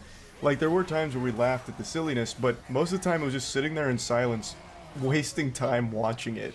It just didn't do anything in general. Like, it just didn't do anything. It was just kind of a fucking mess of a film where it had, like, DNA of all of the horror films before it, but didn't even bother to execute it in any meaningful way. It didn't even try. Like, it literally feels like they didn't try at all. That just they had some kind of contractual obligation to fulfill, so they just fucking pooped this out as quickly as possible. It really seemed like it was very rushed. But yeah, I wanted to talk about it because I was very excited to see this movie. I've talked about it on stream a few times about how, like, I'm really confident that this will be a fun bad movie, and I was just wrong. It really wasn't fun bad at all. So yeah, I just kind of want to talk about it a little bit and rant. That's about it. So yeah.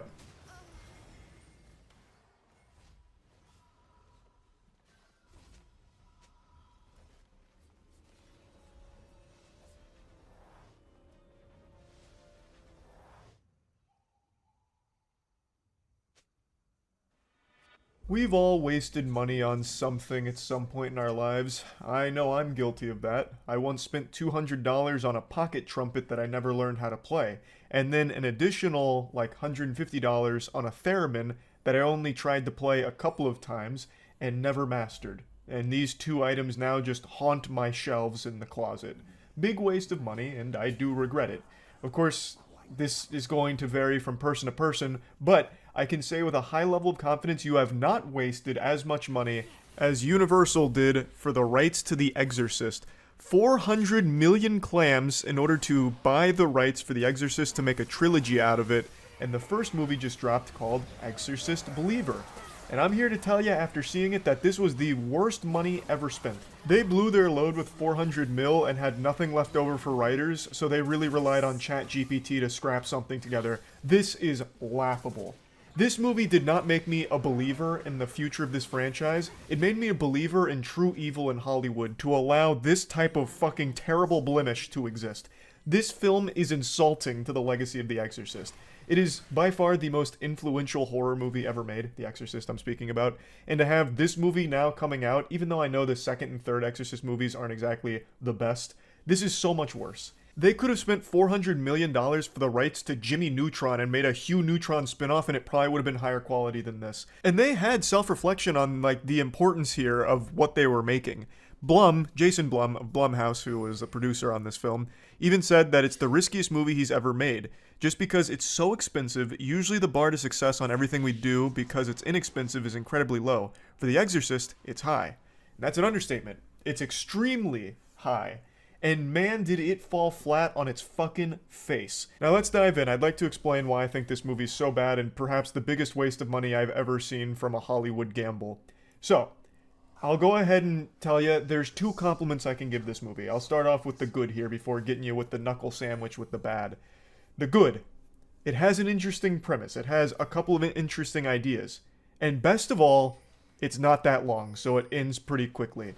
That's, of course, relatively speaking, it's about 2 hours long, but by modern movie standards, that's pretty quick these days. Everything wants to be like 2.5, 3 hours all of a sudden, so at least this is refreshing that it's only 2.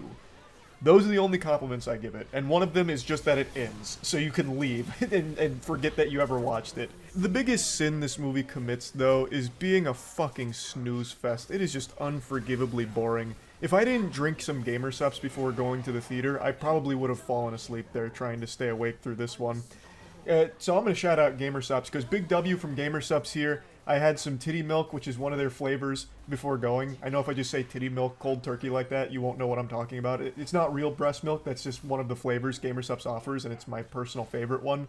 I highly recommend Gamer Supps. I fucking love it. If you want to get some free samples, you can click the link in the description below. It's completely free, not even a shipping cost. Gamer Supps will just send out a bunch of samples for you to try, and you will most likely enjoy them. And yeah, if you also just want to use my code, it's code MOIST at gamersupps.gg in order to get a discount on any of the items you might want to purchase. So Big thanks to GamerSups. I am going to be getting into spoilers here, so this is your warning. I can't talk about what makes this movie so bad without some spoilers. Sorry in advance, but this is your warning. The film's plot. It follows a widower who has a daughter who really wants to meet her mother. And one day, after school, her and a friend go into the woods to perform a ritual to try and communicate with her mom. Obviously, things go south. It leads to a possession. And instead of one possession, one person being the victim of a demonic possession, it's both girls. They both become possessed. And I do think that's an interesting idea. Albeit, I don't think it's the most creative idea like some people are making it out to be. All it did was say, what if instead of one, there's two? What if we just... two of them? It's not exactly a galaxy brain scheme. It's just they added another character to be possessed. And then the other character, that's not the widower's daughter, is kind of an afterthought. In fact, her entire family is an afterthought. You probably won't even remember their names by the time the film's over, because they give them no time to develop, and they have nothing to do here except fucking endlessly whine. They're just these personality-less drones, like these forgettable side characters that pop up occasionally in Skyrim to say a few lines before going along their way all robotic, never to be seen again. That's that entire family. So it feels like, why even bother with two possessions if you're only going to focus on one of the families? It just doesn't make a ton of sense. I do think the dynamic of a double whammy possession could have worked well, and it does to a certain extent sometimes work decently here, if they had just given it more care. Like, there's definitely potential here that wasn't realized at all, really.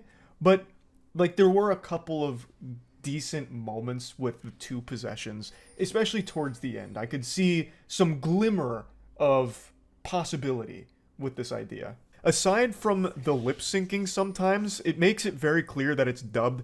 So if you've seen The Exorcist, if you've seen any fucking possession movie, you know how it goes. They'll have a demon voice coming out of the child's body, and in here, sometimes the lips don't match up with the words, so it really feels like a poorly dubbed Team 4-star moment sometimes. Like, how could you even let some of that slide? It's very obvious. Also, speaking of things without a purpose in this film, they brought back Ellen Burstyn from the original Exorcist, so it shows you that this is a direct sequel. And unfortunately, Ellen Burstyn has nothing to do here. They did her dirty. It's downright disrespectful because she has no role to play in this film. If you took her out, the entire film plays out exactly the same. Not a single iota of difference, whether she's here or not. It's purely as a, like, point at the screen cameo moment. Like, oh, I know her. That's it. Nothing else. It's pathetic, really. Like, it feels like it's misleading advertisement because she's in the trailer quite a bit, but she's not in the movie at all. So I already gave you the spoiler warning. All she does is serve as a brief side quest where Victor is trying everything to get his daughter back and out of the hands of the demon. He eventually finds her through, searching around. Victor then goes up to her, fills her in on the situation. We learn that she and her daughter Reagan aren't on good terms and she hasn't seen her daughter for a really long time. She agrees to help Victor and goes to one of the girls' houses, Catherine, and attempts to save her from the demonic presence. But in doing so, Catherine stabs both of her eyes. So now she's blind. And then that's it. We don't see her again until the very end. She exists solely in this film to get her eyes popped like bloody water balloons. And that's it. It just feels like such a waste to even have her here. This feels like a role they wrote before she had committed, so they wanted to make sure that if she said no to the role, it wouldn't change the outcome of the film, so they just gave her a throwaway role to play here, which is just, it's super dumb. It really is. But I wanted to point that out because that really stood out to me. There's just so many characters in here that actually don't serve a purpose. Like, I don't know why they're even bothering to put them in the film in the first place. But anyway, her eyes getting stabbed is one of the very few times that something even happens in this movie. I mentioned that it's boring, but I mean it is turbo boring at times. It had me wishing I was back in college listening to a professor lecture me about the Krebs cycle. That would have been more entertaining than some of these sections of the film.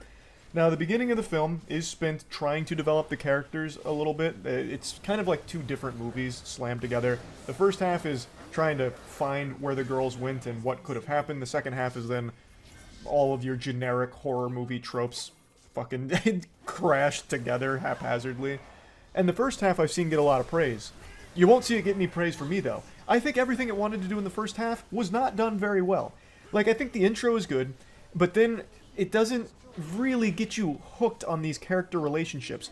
Victor and Angela only share brief exchange before Angela and Catherine go into the woods and go missing. And Catherine's family is basically just fucking ghosts here. You know, like, you barely even see them. And when you do, they do nothing but just go, ooh, and then you just, you know, forget about them.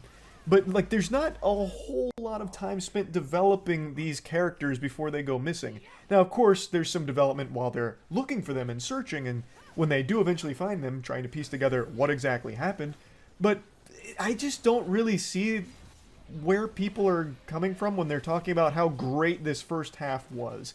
Because I just don't think it was done very well at all. It could have been done much better. But anyway, let's start talking about the worst parts of the film, and that's its attempt at horror. I say attempt because I think it just fails completely at delivering anything that even resembles horror.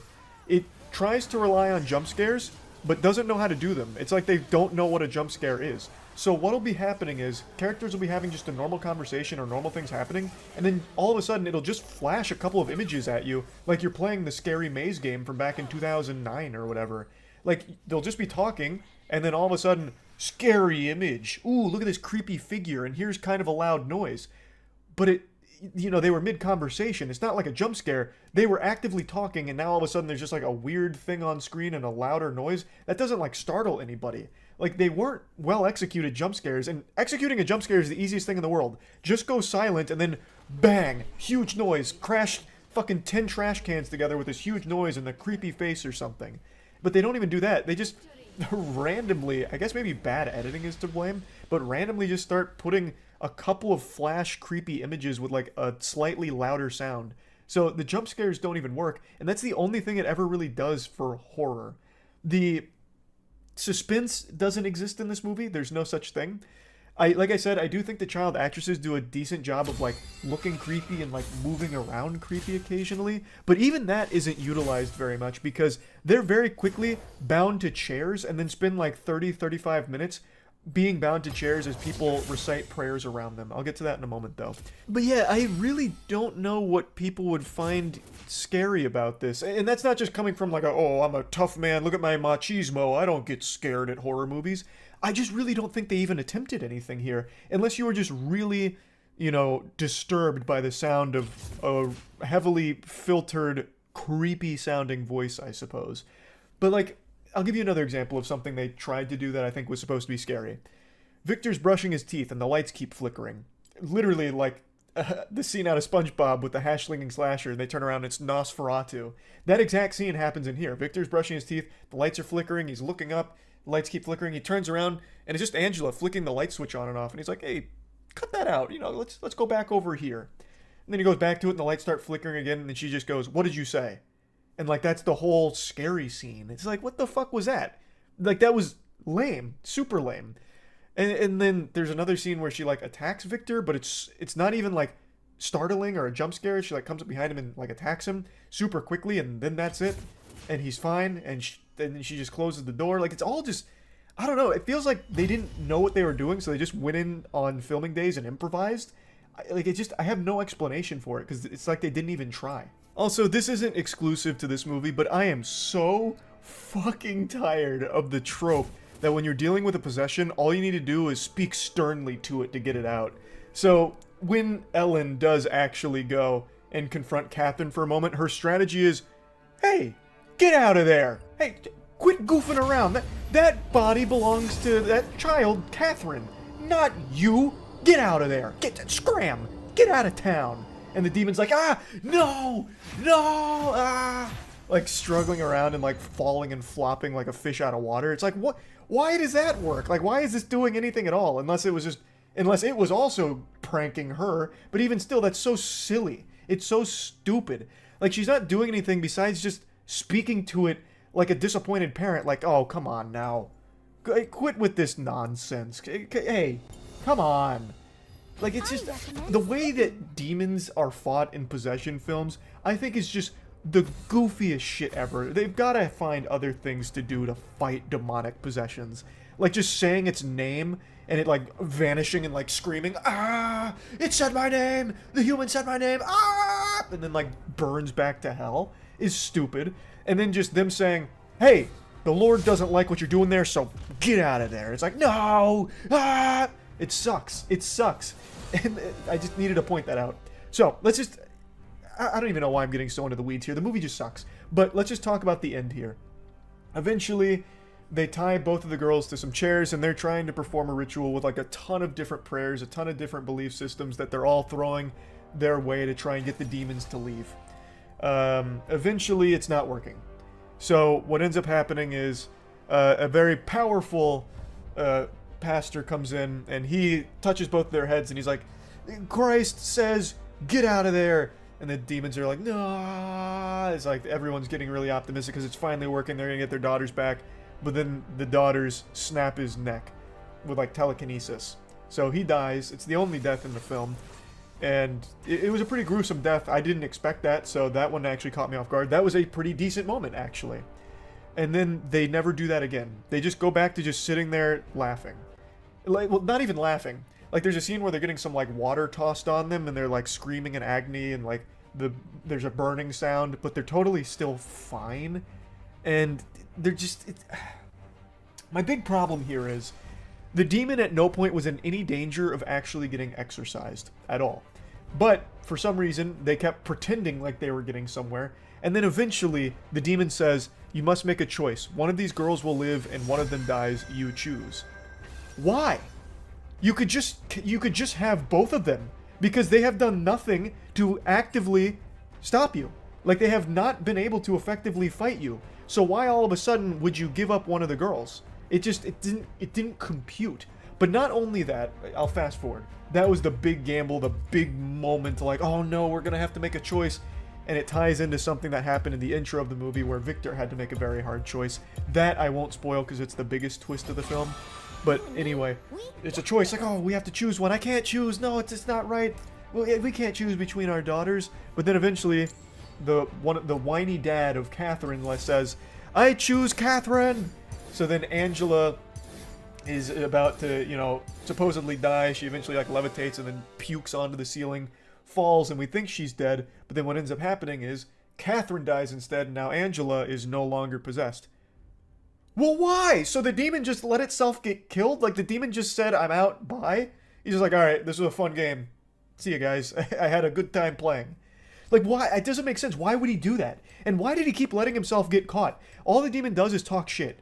The demon's entire purpose here is just to be an annoyance, a nuisance, flicking lights on and off, filling up the bathtub with dirty water, saying some profanity here and there. That's it. Like, it's just a prankster. It doesn't even do anything. It's not even, like, that evil. It only defended itself when the pastor was about to, like, get rid of it, so then it killed the guy. Other than that, it just kind of, like, chills out. Well, and I guess when it stabbed the lady's eyes. But aside from those two instances, all it is just a bother. An annoyance. And now all of a sudden, it's like, it's had its fun, so it left. Even though they have done nothing to actually get rid of it, or actually make it want to leave. It just did. For no reason. It was so unearned, it was so unsatisfying, so unfulfilling, and so lame. Like, I don't even know how they're supposed to turn this into a trilogy. How? The only thing I can see them trying to do is be like, oh, Angela actually is still possessed. He's just hiding himself better now.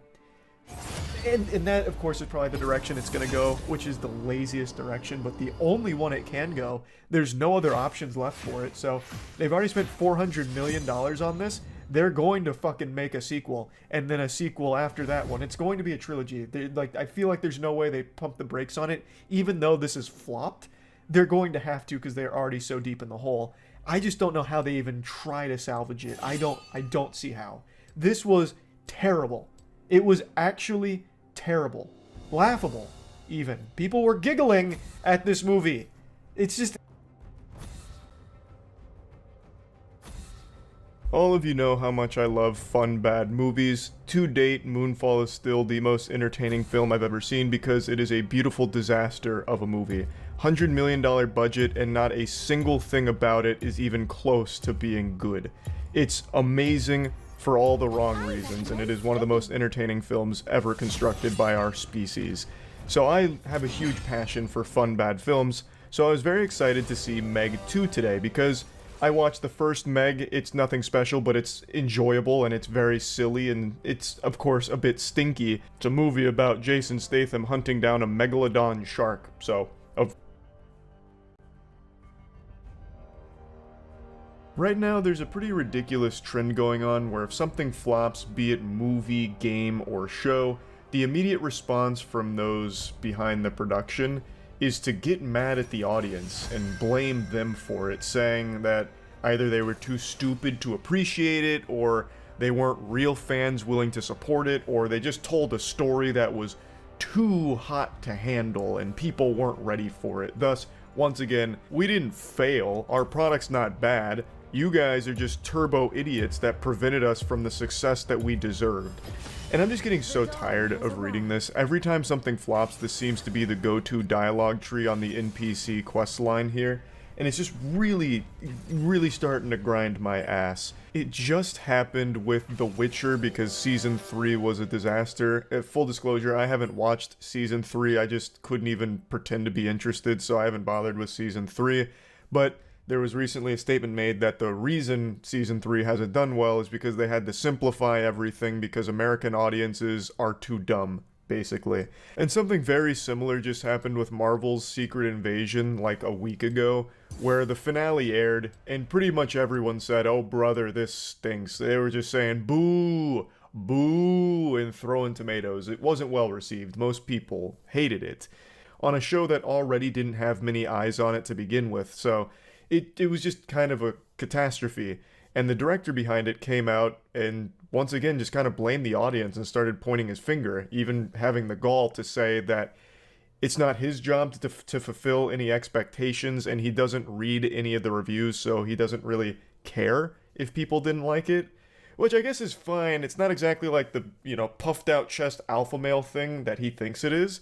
It just kind of reads like, you definitely did see the negative reviews and you're in defense mode. No one's forcing you to read any criticism of your show if you don't want to see what the fans are saying about it. No one's gonna peel open your eyes and sit you down strapped to a chair to watch all of the reviews come in.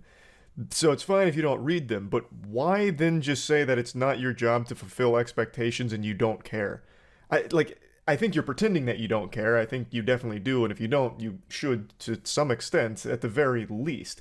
I don't expect any director to come forward and be totally honest, hey guys, look, this shit sucks. I really blew it, huh? Yikes. Yucko. This was no good, huh? I don't expect that. You should still have pride in your work, but you can at least take some level of responsibility and be like, hey guys, look, there was a story I really wanted to tell here, and I see that it's not resonating with a lot of the audience, and I'm sorry if I let some fans down with this, but this is my vision for the project, and this is where I wanted to take it. I think that's far more respectful than saying, you guys are all dumb, and I didn't listen to you, don't care. I'm just really tired of seeing this attitude where the director or the team behind a production gets mad at the audience for not liking it, or not going out there to support it if it didn't capture their interest beforehand. This isn't just, The Witcher and Marvel Secret Invasion. This has been happening quite a bit. You see the director's Secret Invasion said about the negative reception. He actually said, "Is it our job to fulfill their expectations?" No, I didn't see that. I'll look it up real quick, but directors are just getting really bold with how they handle bad reception. I can't remember who it was recently, but another flop had their director come out and say, yeah, we wanted this. In fact, this is what we were hoping for. I was what do you mean? You wanted it to fail? What? What the fuck are you talking about? Secret Invasion director doesn't care if you like the show or not. That headline goes so hard. You see, when it comes to Marvel shows, it's not about liking it. It's about just watching it because you're too deep already. Just consume for the sake of consume. You don't need to like it. Despite the resoundingly negative response to the scroll-based series, Marvel Secret Invasion director Ali Salim has admitted that he does not feel bad about the show's poor reception, particularly as he believes the devoted, even rabid nature of the franchise's fanbase does not lend itself to productive discussion around its various entries. So because they're devoted, they can't have a real discussion around it? I think there's merit to saying that a fan base can be way too brainwashed and hive mind for a real discussion to take place, but that's not even what this is about. It's just people like everybody unanimously did not like the finale. Oh, I don't read reviews. With all due respect, for me, I view all the storytelling work I do as a dialogue with an audience. When the show is finished, then put up on screen, that's my half of the dialogue, and the audience then starts their half of their response to it. I think that's valuable, but I don't know. I don't know how to answer the question. What the fuck? This is like a direct contradiction. So if you don't read the reviews, then you're not even listening to their part of their response of the dialogue. So you give half the dialogue and then plug your ears to their half? What the fuck are you talking about, man? How is that productive discussion? That's like the exact opposite of a conversation at that point. All you want to do is give your half and walk away. And then, I guess, get upset. I don't feel bad about mixed reviews. If you had unanimously good reviews, every movie would gross $10 billion trillion, right? Projects resonate with different people at different times for different reasons, and Marvel has a very devoted, even rabid fan base who have expectations. When their expectations aren't fulfilled, they move in the other direction. They give it a thumbs down. I don't know. Is it our job to fulfill their expectations, or to tell the story that we're telling? So it's a tricky thing. I would love if everyone loved it, but I also don't have that expectation of myself, so I feel great about the response to it. What are you saying? What are you saying? The expectation would be to make something good. Like, yeah, you don't have to, like, follow the most predictable shit ever, but at least make good on the expectation that you'll try. And then at least listen to feedback, instead of say, I don't read the reviews, and then say they can't have a productive discussion. I think the best thing you could have done is just been like, you guys didn't like it? Whatever. It's the story I wanted to tell. And be like, okay, that's totally fair. If this is the story you wanted to tell, by all means. I just don't understand the point of getting, like, combative and condescending about it. Like, you guys, it's not my job to fulfill your expectations. So what? I don't read your reviews. I gave you my half of the dialogue, you gave me a response, and I didn't listen. That was the transaction. I just don't find this response from the director to be sensible at all. Like, it just doesn't compute in my little noodle up here. You gain nothing from being this combative and aggressive with the audience. And there's certainly nothing to be proud of with not listening to them or reading any feedback or anything like that. Why do you want to exist in like an echo chamber or some kind of sensory deprivation unit where you don't get any outside stimulation or input on the thing that you would supposedly be very proud of making? I just really don't get it. There's nothing to be patted on the back for. Fuck all of you, I don't listen to anyone. Woo! Wow! Yahoo! Wee! That's so strong! He doesn't listen to anybody! Whoa! Like, it's just, again, I don't get it. That's not something to be proud of, that you only, like, take in shit from yes men and yourself alone. But anyway, I won't linger on this for too much longer. Let's talk about The Witcher now, because like I said, a very similar situation just happened. A producer on The Witcher came forward and explained why the plot was simplified, and their explanation is once again just kind of the blame game. So they said, a series is made for a huge mass of viewers with different experiences from different parts of the world, and a large part of them are Americans. In fact, he said they are necessary. When referring to plot simplifications, that was the whole thing. He's trying to give insight on why the narrative of The Witcher is significantly more watered down and less complex than it is in the books. And his argument is basically, you have to boil it down to the bare necessities, only the essentials, pure emotions, because Americans are probably watching, and those are some absolute fucking idiots, I suppose.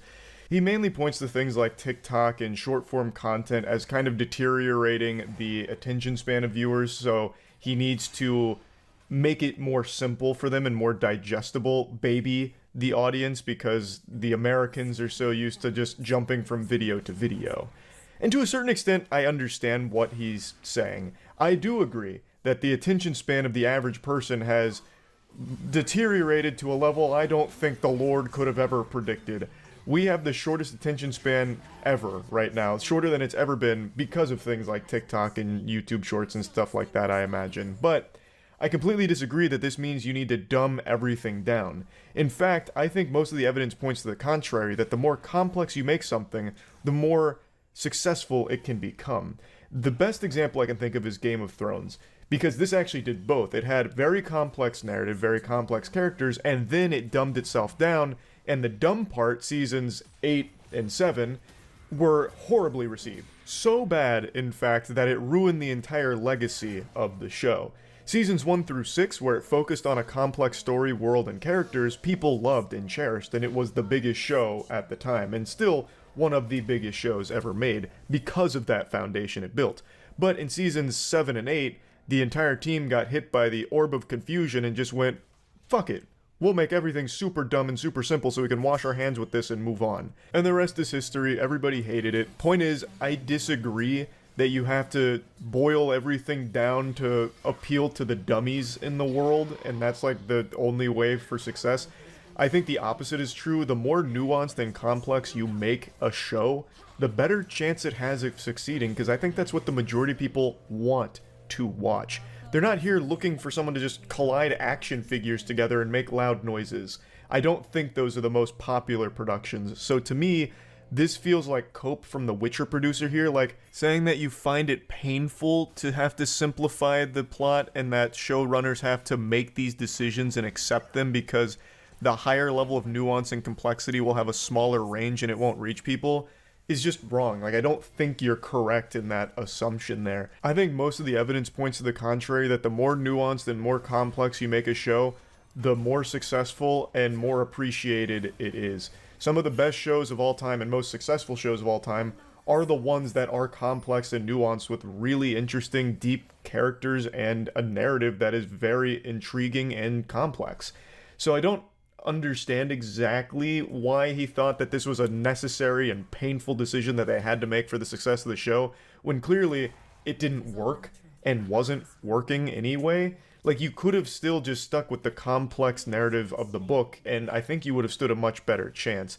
I don't understand why we've reached this point where all of it's everyone else's fault. You ultimately were the ones that made the decision to say, let's simplify this and make it silly.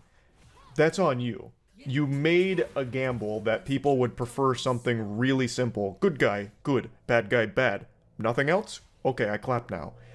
You made that decision expecting that possible response, and you didn't get it. It's not anyone else's fault but your own. I don't know why you're putting the blame on Americans and their attention span not being conducive to a significant narrative full of nuance and complexity. It's just a matter of just taking responsibility. Just be like, hey guys, look, honestly, we thought by simplifying this we'd reach a broader audience, and it didn't work. It seems like we simplified it too much, and it didn't convey the artistic vision that we were hoping for. Like, I just don't think you need to then say things like, it's those damn Americans and their lack of ability to comprehend complexity, which is why we were forced to make the painful decision, the necessary evil, to dumb everything down. Like, it's just silly. It's just silly to once again start pointing the finger at the audience, like, you guys are dumb, you made us do this. And now we failed because you guys are so dumb. Again, not anyone's fault but your own. If you had just stuck with the complex narrative of the books that it's all based on, even if it didn't succeed in the biggest way that you'd imagine, you could at least hold your head up high knowing that you delivered the artistic vision that you set out to do, because the way you talk about it now makes it feel like even you dislike the final product by calling it painful that you had to simplify it and that it was necessary to make such a difficult decision. So it seems like you are also not happy with the state of The Witcher. So why not just deliver the creative vision that was set out in the books that it's based on, instead of try to play the numbers game and appeal to dumb people or whatever the thought process was with the oversimplification of everything. Again, stop pointing the finger. Just take responsibility. You made a bad call, and the product is subpar for it. It is what it is. So yeah, I just wanted to talk about this a little bit because this is only increasing in frequency. Again, The Witcher and Marvel Secret Invasion are not the only two that have done this recently. This is becoming pretty common for the teams behind productions to get angry at audience reception or any kind of like criticism around their products. And it's just getting kind of tiresome how aggressive that landscape has become. So I just wanted to talk about it a little bit. That's it. See ya. An ally has been slain.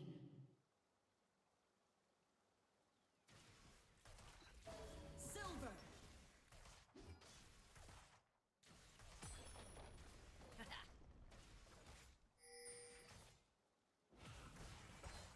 Wow. Zoinks. Goodness gracious. Jinkies. We may be in the midst of one of the wackiest moments in internet content creation history. if these reports are accurate, and I can't speak to the authenticity myself, I haven't had my team of analysts really dive into the weeds of it and get down into the meat here, but there are reports that XQC just signed a 2-year, $100 million streaming deal with Kick, and it's not even exclusive to Kick. If that number is accurate, that would make it the 12th largest sports contract ever signed. Now, of course, you'd have to be huffing some very serious glue to try and conflate streaming with professional athletes, but it just goes to show you the value of the contract here and just how many doubloons we're talking. I came into this world as a little baby kicking, screaming, shitting my diapers, and now I'm kicking, screaming, shitting my diapers all over again because I can't believe what we're seeing here. I have been tapped into the mainframe of internet wackiness for over a decade now. I'm like Charles Xavier in this throne here, in Cerebro, just looking at all of the goofiness happening across the web. And I've been doing that for so long, and I could have never foreseen something like this happening. A 9-figure deal for a streamer to stream on a different platform. And not even exclusively, mind you. This is a non-exclusive contract for 2 years, meaning XQC gets to have his cake, eat it too, and fuck the baker. So he can stream on Kick and then still stream on Twitch all the same.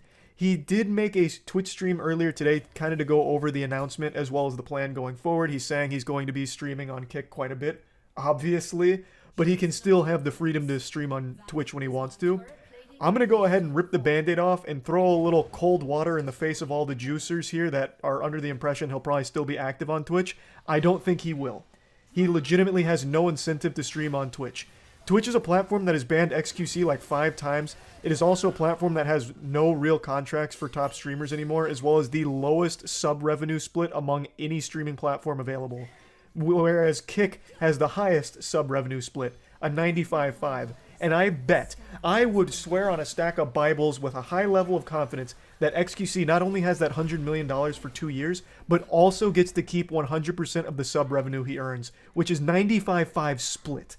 So why the fuck would he stream on Twitch often at all? He'll probably use it as just a booster, a signal booster to get the juicers on Twitch over to Kick, letting them know like, hey, this was a fun stream on Twitch for the last 20 minutes. I'm going to finish the rest on Kick. I'll see you there. Just to, filter viewers over to Kick. That's my guess. But again, I'm just a dumb little fucking caveman here speculating from the armchair. Now, if you ask me, this is bad news for Twitch. This just drove a wooden stake right through the vampire's heart and then shoved garlic in its face. This is a big poach here. Now, I mentioned this a few times in the past, but Twitch is a very top-heavy site where the top 1% of streamers on the platform account for a very large chunk of the overall watch time on the platform. So when you take the biggest streamer off of the site, you do make an impact on Twitch as a whole, really. And over the last year or so, Twitch has been continuously hurting itself in confusion. It has been making horrible decision after horrible decision over and over and over again, and it's been hemorrhaging users. A lot of streamers have been going elsewhere, whether it's YouTube or Kick or even Rumble some streamers have been going to. It is taking streamers from Twitch and going elsewhere. The 50-50 sub split on Twitch isn't enough to be competitive anymore. The over-reliance on intrusive ads isn't enough to keep small streamers on there because it's ruining the experience for their communities, which makes it hard for them to continue to thrive on the platform, so they go elsewhere like YouTube. Plus, the exclusivity on Twitch makes it hard for streamers to want to stay when they could stream on other platforms not exclusive. So they could do a stream on YouTube and then a stream on Kick or, this and that. Twitch has just been a platform that has been struggling to maintain its, dominance on the streaming space because it's been constantly losing its footing through bad decisions.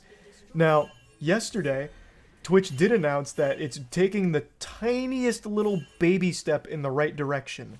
They announced that they're offering the Partner Plus program, where if you reach a certain threshold, which is like 350 reoccurring subs, so not gift subs or anything, that's tier 1s, 2s, and 3s, you reach that threshold, you unlock 70-30 sub split for a year. And that's like the tiniest little step in the right direction, them walking back their hardline stance on only 50-50 forever, no more 70-30. They must be starting to panic and realizing that streamers have other options. But this covers up to 100k, then goes back to 50-50, and it only lasts for a year if you don't maintain, I believe. So it's also very strict. 350 reoccurring paid subs, no gift subs or anything like that, is not an easy number to hit. That is a lot. That is a ton. So this isn't exactly super helpful for smaller streamers, and even a lot of medium streamers don't have that level of sub engagement. That's still a ton. So it really is, once again, just like the smallest boost for the bigger streamers on the platform, only up to a certain level. It's not amazing. Like, this is like the weakest possible implementation of a decent idea you could do. Like, it is, like I said, a very, very small baby step in the right direction of a good change. Twitch is a victim of its own hubris here. It got complacent at the top and it got greedy. So it is crumbling its own empire from its greed. That's why all of these other streaming platforms are growing so quickly, and why so many people are abandoning the sinking ship of Twitch. That's just the reality of it. They are out of touch. They lost direction on what to do with the platform, so they just keep rolling out bad choices. And even when they do have a good idea, they're too afraid to actually just commit to a good idea. So yeah, it's very frustrating. Now, I've seen the obvious comparison being drawn with Mixer, because you might remember Mixer actually was able to steal away Ninja from Twitch back when Mixer still existed. And I'm sure all of you have forgotten that name. That's like an ancient relic on the internet, even though it hasn't been that long in the grand scheme of things. But it died so quickly and with such like a sad wet fart of a swan song that most people have forgotten it ever even existed. Mixer stole Ninja. They paid a ton of money. They shelled out many clams to get Ninja, as well as Shroud and King Gothalion, but Ninja was the #1 streamer on Twitch, and Mixer got him. And it didn't work for them. The site still inevitably crumbled, and it never got popular. It always remained kind of this pitiful little joke of a service. However, I don't really think Kick is following that same blueprint. I don't think its fate is set in stone the same way Mixer's was.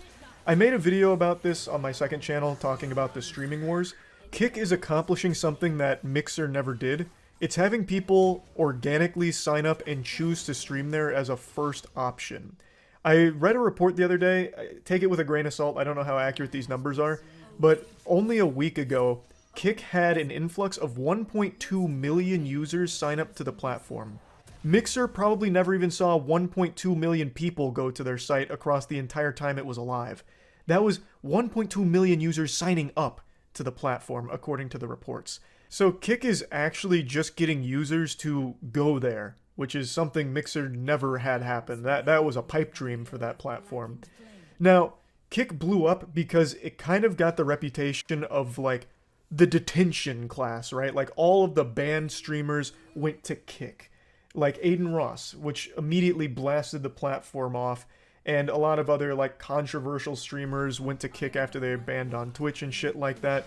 And then a lot of controversial things happened, like the whole streaming of the Super Bowl and all that shit. So it really had a very bad reputation, and still does for many reasons, but it started to shake that a little bit because a lot of streamers that aren't banned on Twitch have decided to move over to Kick even without a contract, just because the sub split is so much better than the 50-50 you get on Twitch. You don't need as many viewers on Kick to make a living because you don't need as many subs to make a living. So a 95-5 split is very appealing to a lot of streamers. So there's recently been a lot of new creators there trying out the Kick space, which has led to a lot of new users on the site. So even when the big players on Kick aren't online, it's not a barren, empty wasteland. There's still quite a few users through quite a few different categories. So that, I do think, sets it apart from Mixer. I don't know if that necessarily means it's going to succeed or anything. I don't have a fucking crystal ball. I can't predict the future. But I will say that it does seem to be doing a lot better than Mixer did, even before the XQC signing. Now, I do want to... yucky. I do want to talk about something that a lot of people talk about, and I do think is a very important talking point. Kick is backed by Stake, which is a crypto gambling casino. It's why their pocketbook is so big. And obviously, a lot of people aren't too thrilled about gambling being so prominent on Kick. As of right now, so the slots and casinos category on Kick is their biggest, and it's really not even close. So that leaves a pretty bad taste in most people's mouths, mine included. I've been very outspoken about sponsored gambling not being great. You're just selling your audience on an addiction. You're trying to get them to sign up for crypto casinos and shit like that. And a lot of times they're not even using their own money, they're using house money. that is something I very much think is a load of dog shit. I think that is awful. Now, when it comes to Kick, I did extensive research on this out of curiosity because I kept hearing that Kick was mainly a front to get people addicted to stake gambling because Stake owns it. Through everything I've read, and from every stream that I've watched on Kick, there hasn't been a single stake advertisement or any gambling advertisement that I've seen, unless I've somehow missed them. And I haven't read reports from other users or any other publications that are reporting on gambling ads being run across any of the Kick categories outside of slots and casinos. The only place where gambling sponsors or Stake itself appear is in the slots category for Stake sponsors and shit like that. So I guess kind of like what Twitch used to be before the gambling ban last year, where all of the gambling ads and sponsors existed in that one category. That appears to be how it operates on Kick as of this moment. I haven't seen anything that pushes to Stake or any gambling site outside of Stake-sponsored streamers in the slots and casinos category. Now, again, maybe I've missed it, maybe there just hasn't been enough information about it in articles, but as of right now, that's the impression that I've been getting. And also from what I've been reading, it seems that Stake wants to separate itself from Kick. It wants to be two very separate entities that don't really feed off of each other. They want it to be completely separate. And I guess that's what they're going for here. I don't know how successful it is as of right now. Again, no matter how you spin it, pumping gambling is just bad. Now, I do think it's always worth mentioning that Twitch isn't squeaky clean either. It's backed by Amazon. Amazon is no saint of a corporation either. Amazon isn't a company of angels and high morals. That is also a pretty evil corporation that backs Twitch. So, both of the big players in streaming, and YouTube as well, being backed by Google, Google's done so much shady shit as well. None of these corporations are exactly benevolent overlords worthy of celebration. They're all bad and evil in their own right. It's just a matter of which platform you as a user or you as a streamer feel most comfortable on, I think, at the end of the day. So I just wanted to talk about that briefly because that is something that is inevitably always going to be discussed when Kick is in the conversation. And of course, it's completely understandable why. So this whole thing has been really wild to watch unfold. I actually would have never envisioned a world where Twitch would be in the position it's in today. For the last year, the writing's been on the wall. If you go back 8 months, I made a video called Twitch is Dying, and that was kind of right on the money. Twitch has been continuously going downhill, and now all of the competitors are being elevated substantially because of it. And it's all Twitch's fault. It is entirely Twitch's fault. So it's wild to watch a business sink itself when it had a complete stranglehold on the market. Twitch was the streaming platform. Now it's becoming the joke. So, just wanted to talk about this because obviously this is the biggest content creator deal I've ever seen. I think it's probably the biggest content creator deal ever, hands down, like in general. So yeah, I definitely wanted to talk about that a little bit. That's it. See ya.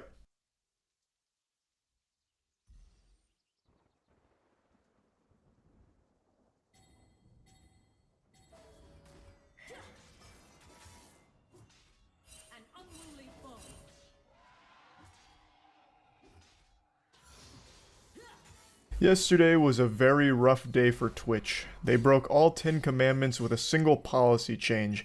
A policy change that would have single-handedly destroyed the platform by driving all of the streamers to other platforms. With this new change, it would have basically been pulling a fire alarm in a crowded theater and have all of the streamers scrambling for the exit as soon as possible. Twitch, for some reason... This morning I hit my foot on the stairs, and it hurt quite a bit. It was like that episode in SpongeBob where he stubs his toe and only cried for 20 minutes. It made me feel like shit. It made me feel like a pussy. And it made me want to be a stronger, tougher guy. So I figured, let's watch some tough guy videos in order to get inspired and see how it's done, and what it really looks like to be a tough guy. Pretend to take a photo because you're a big pussy. I'm gonna kick your ass up here. Okay, do it. Come on.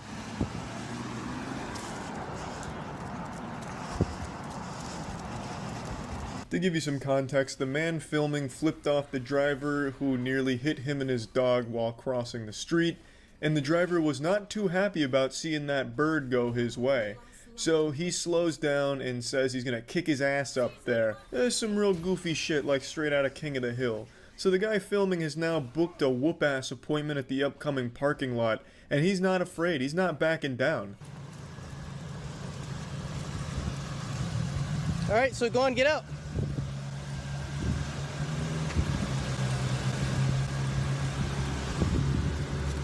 Dude, why'd you threaten me back there? I have it on video of you saying you're gonna get out and kick my ass. Well, you just threatened me. Hey, what the fuck is this? Some kind of magic trick? They made the tough guy from behind the wheel disappear, and now we're just left with this scared volleyball coach talking about being threatened. This can't be the same guy that was talking about beating dick and beating ass from a moment ago, right? Must have switched out or something like that. This guy is just the quintessential peaked in high school loser. He's got a beer belly now, 2 kids that don't respect him, his wife feels trapped with him, so she's probably getting experimental with the neighbor, just trying to think of a way out of the marriage. He just does not seem like a happy guy. With what? You flipped me off, and I got it on camera. Oh yeah, I flipped you off because you didn't stop for a pedestrian. Who's the pedestrian? Me and my dog. You weren't there. Oh yeah, we were. No, you weren't. Okay, well then I flipped you off for no reason for my First Amendment right. So go fuck yourself. First Amendment. Okay. Yeah. You can threaten me with the go fuck yourself. Threaten? Are you threatened by freedom of speech, sir? Well, you're shaking. You should go fuck yourself. Shaking like a leaf. Now it's turned into a Twitter argument here out of nowhere. So this guy was talking so fucking tough from behind the wheel of his car, he's like, you know what, I'm gonna kick your ass over there at the middle school parking lot. It's going down. Please don't call my bluff. God, please don't come over here. Oh God, he's here. So he starts to panic, and then he immediately gets out his phone, fucking fumbling it around. He's probably got it not even recording. He probably just accidentally took a picture and thinks it's recording. Why are you threatening me? This maniac, help! Calling the police. This crazy madman's talking about he's gonna kick my ass. He's gonna beat my butt. Oh, please, God, get here and help. Why'd you threaten me? You know, just one of these cowards. Just, there's so many people like this that, you know, that very stereotypical hold me back type, you know, where someone's like going wild, like pretending they want to fight, puffing out their chest, but really that's the last thing in the world they want. That's exactly what this guy tried, but he tried it with the wrong guy. This guy was about that action. He's got his dog with him, and he was probably just gonna go over there and beat his ass with one hand. Yeah, I am, because you threatened to beat my ass. Well, you can cry. And this is going on Facebook. Okay, cry. Have you heard of Bellingham Living? Yep. Yeah, you're going all over it. Well, I didn't do anything wrong. Oh, what did you say you were gonna come do? I didn't say anything. Oh, it's on video. Well, you look at you. Yeah, because you threatened to beat my ass. Dog isn't like you. And that's the conclusion of this David vs. Goliath match. He never even got out of the car. So the fight that he tried to start, he didn't even show up to. And I have no doubt he drove away thinking that he was the winner and the big man. Which is real fucking sad. Now let's go ahead and go to a classic. I'm sure most of you have seen this video, but this one's such a classic and I really was feeling like watching some tough guy shit. So let's go ahead and watch one of the internet's finest tough guy moments. You tried to rear-end me and my fucking wife, bitch! Look what you did to my fucking car!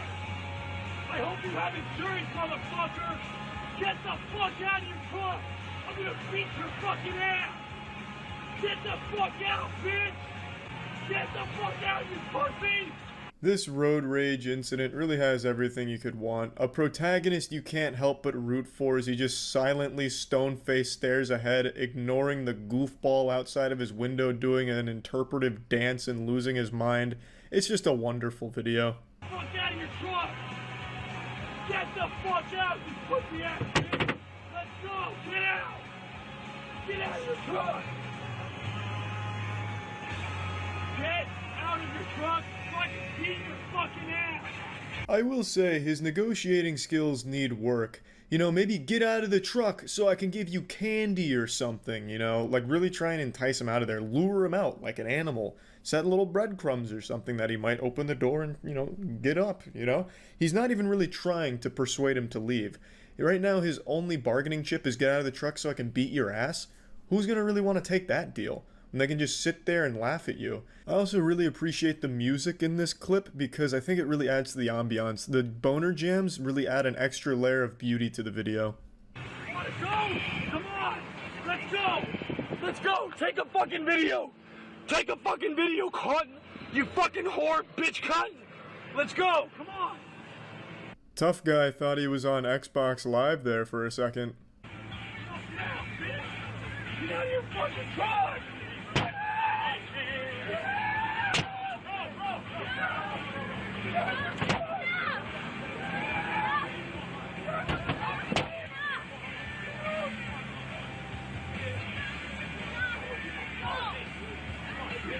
fucking car. Things really escalate there. We've reached the climax. As his friends show up, he gets even more confident and he goes full baby rage mode. Get out! It's great. And then all of a sudden a G.I. Joe out of nowhere shows up to try and put the kibosh on the whole thing here. Also, one of his friends looks exactly like him. They look like clones. They're even wearing the exact same shirt in a different color. I don't know if they planned that. Or maybe they could be twins, I suppose, but I just thought this was interesting.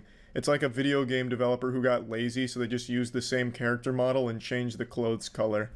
Yeah, it's pretty much where that one ends. I really was expecting him to start crying after the huge meltdown moment, but I don't think he ever did get any tears out. He probably did cry on the drive home, I imagine. He really just let it all out because the emotions were just overwhelming. But it would have been nice to see him cry on camera.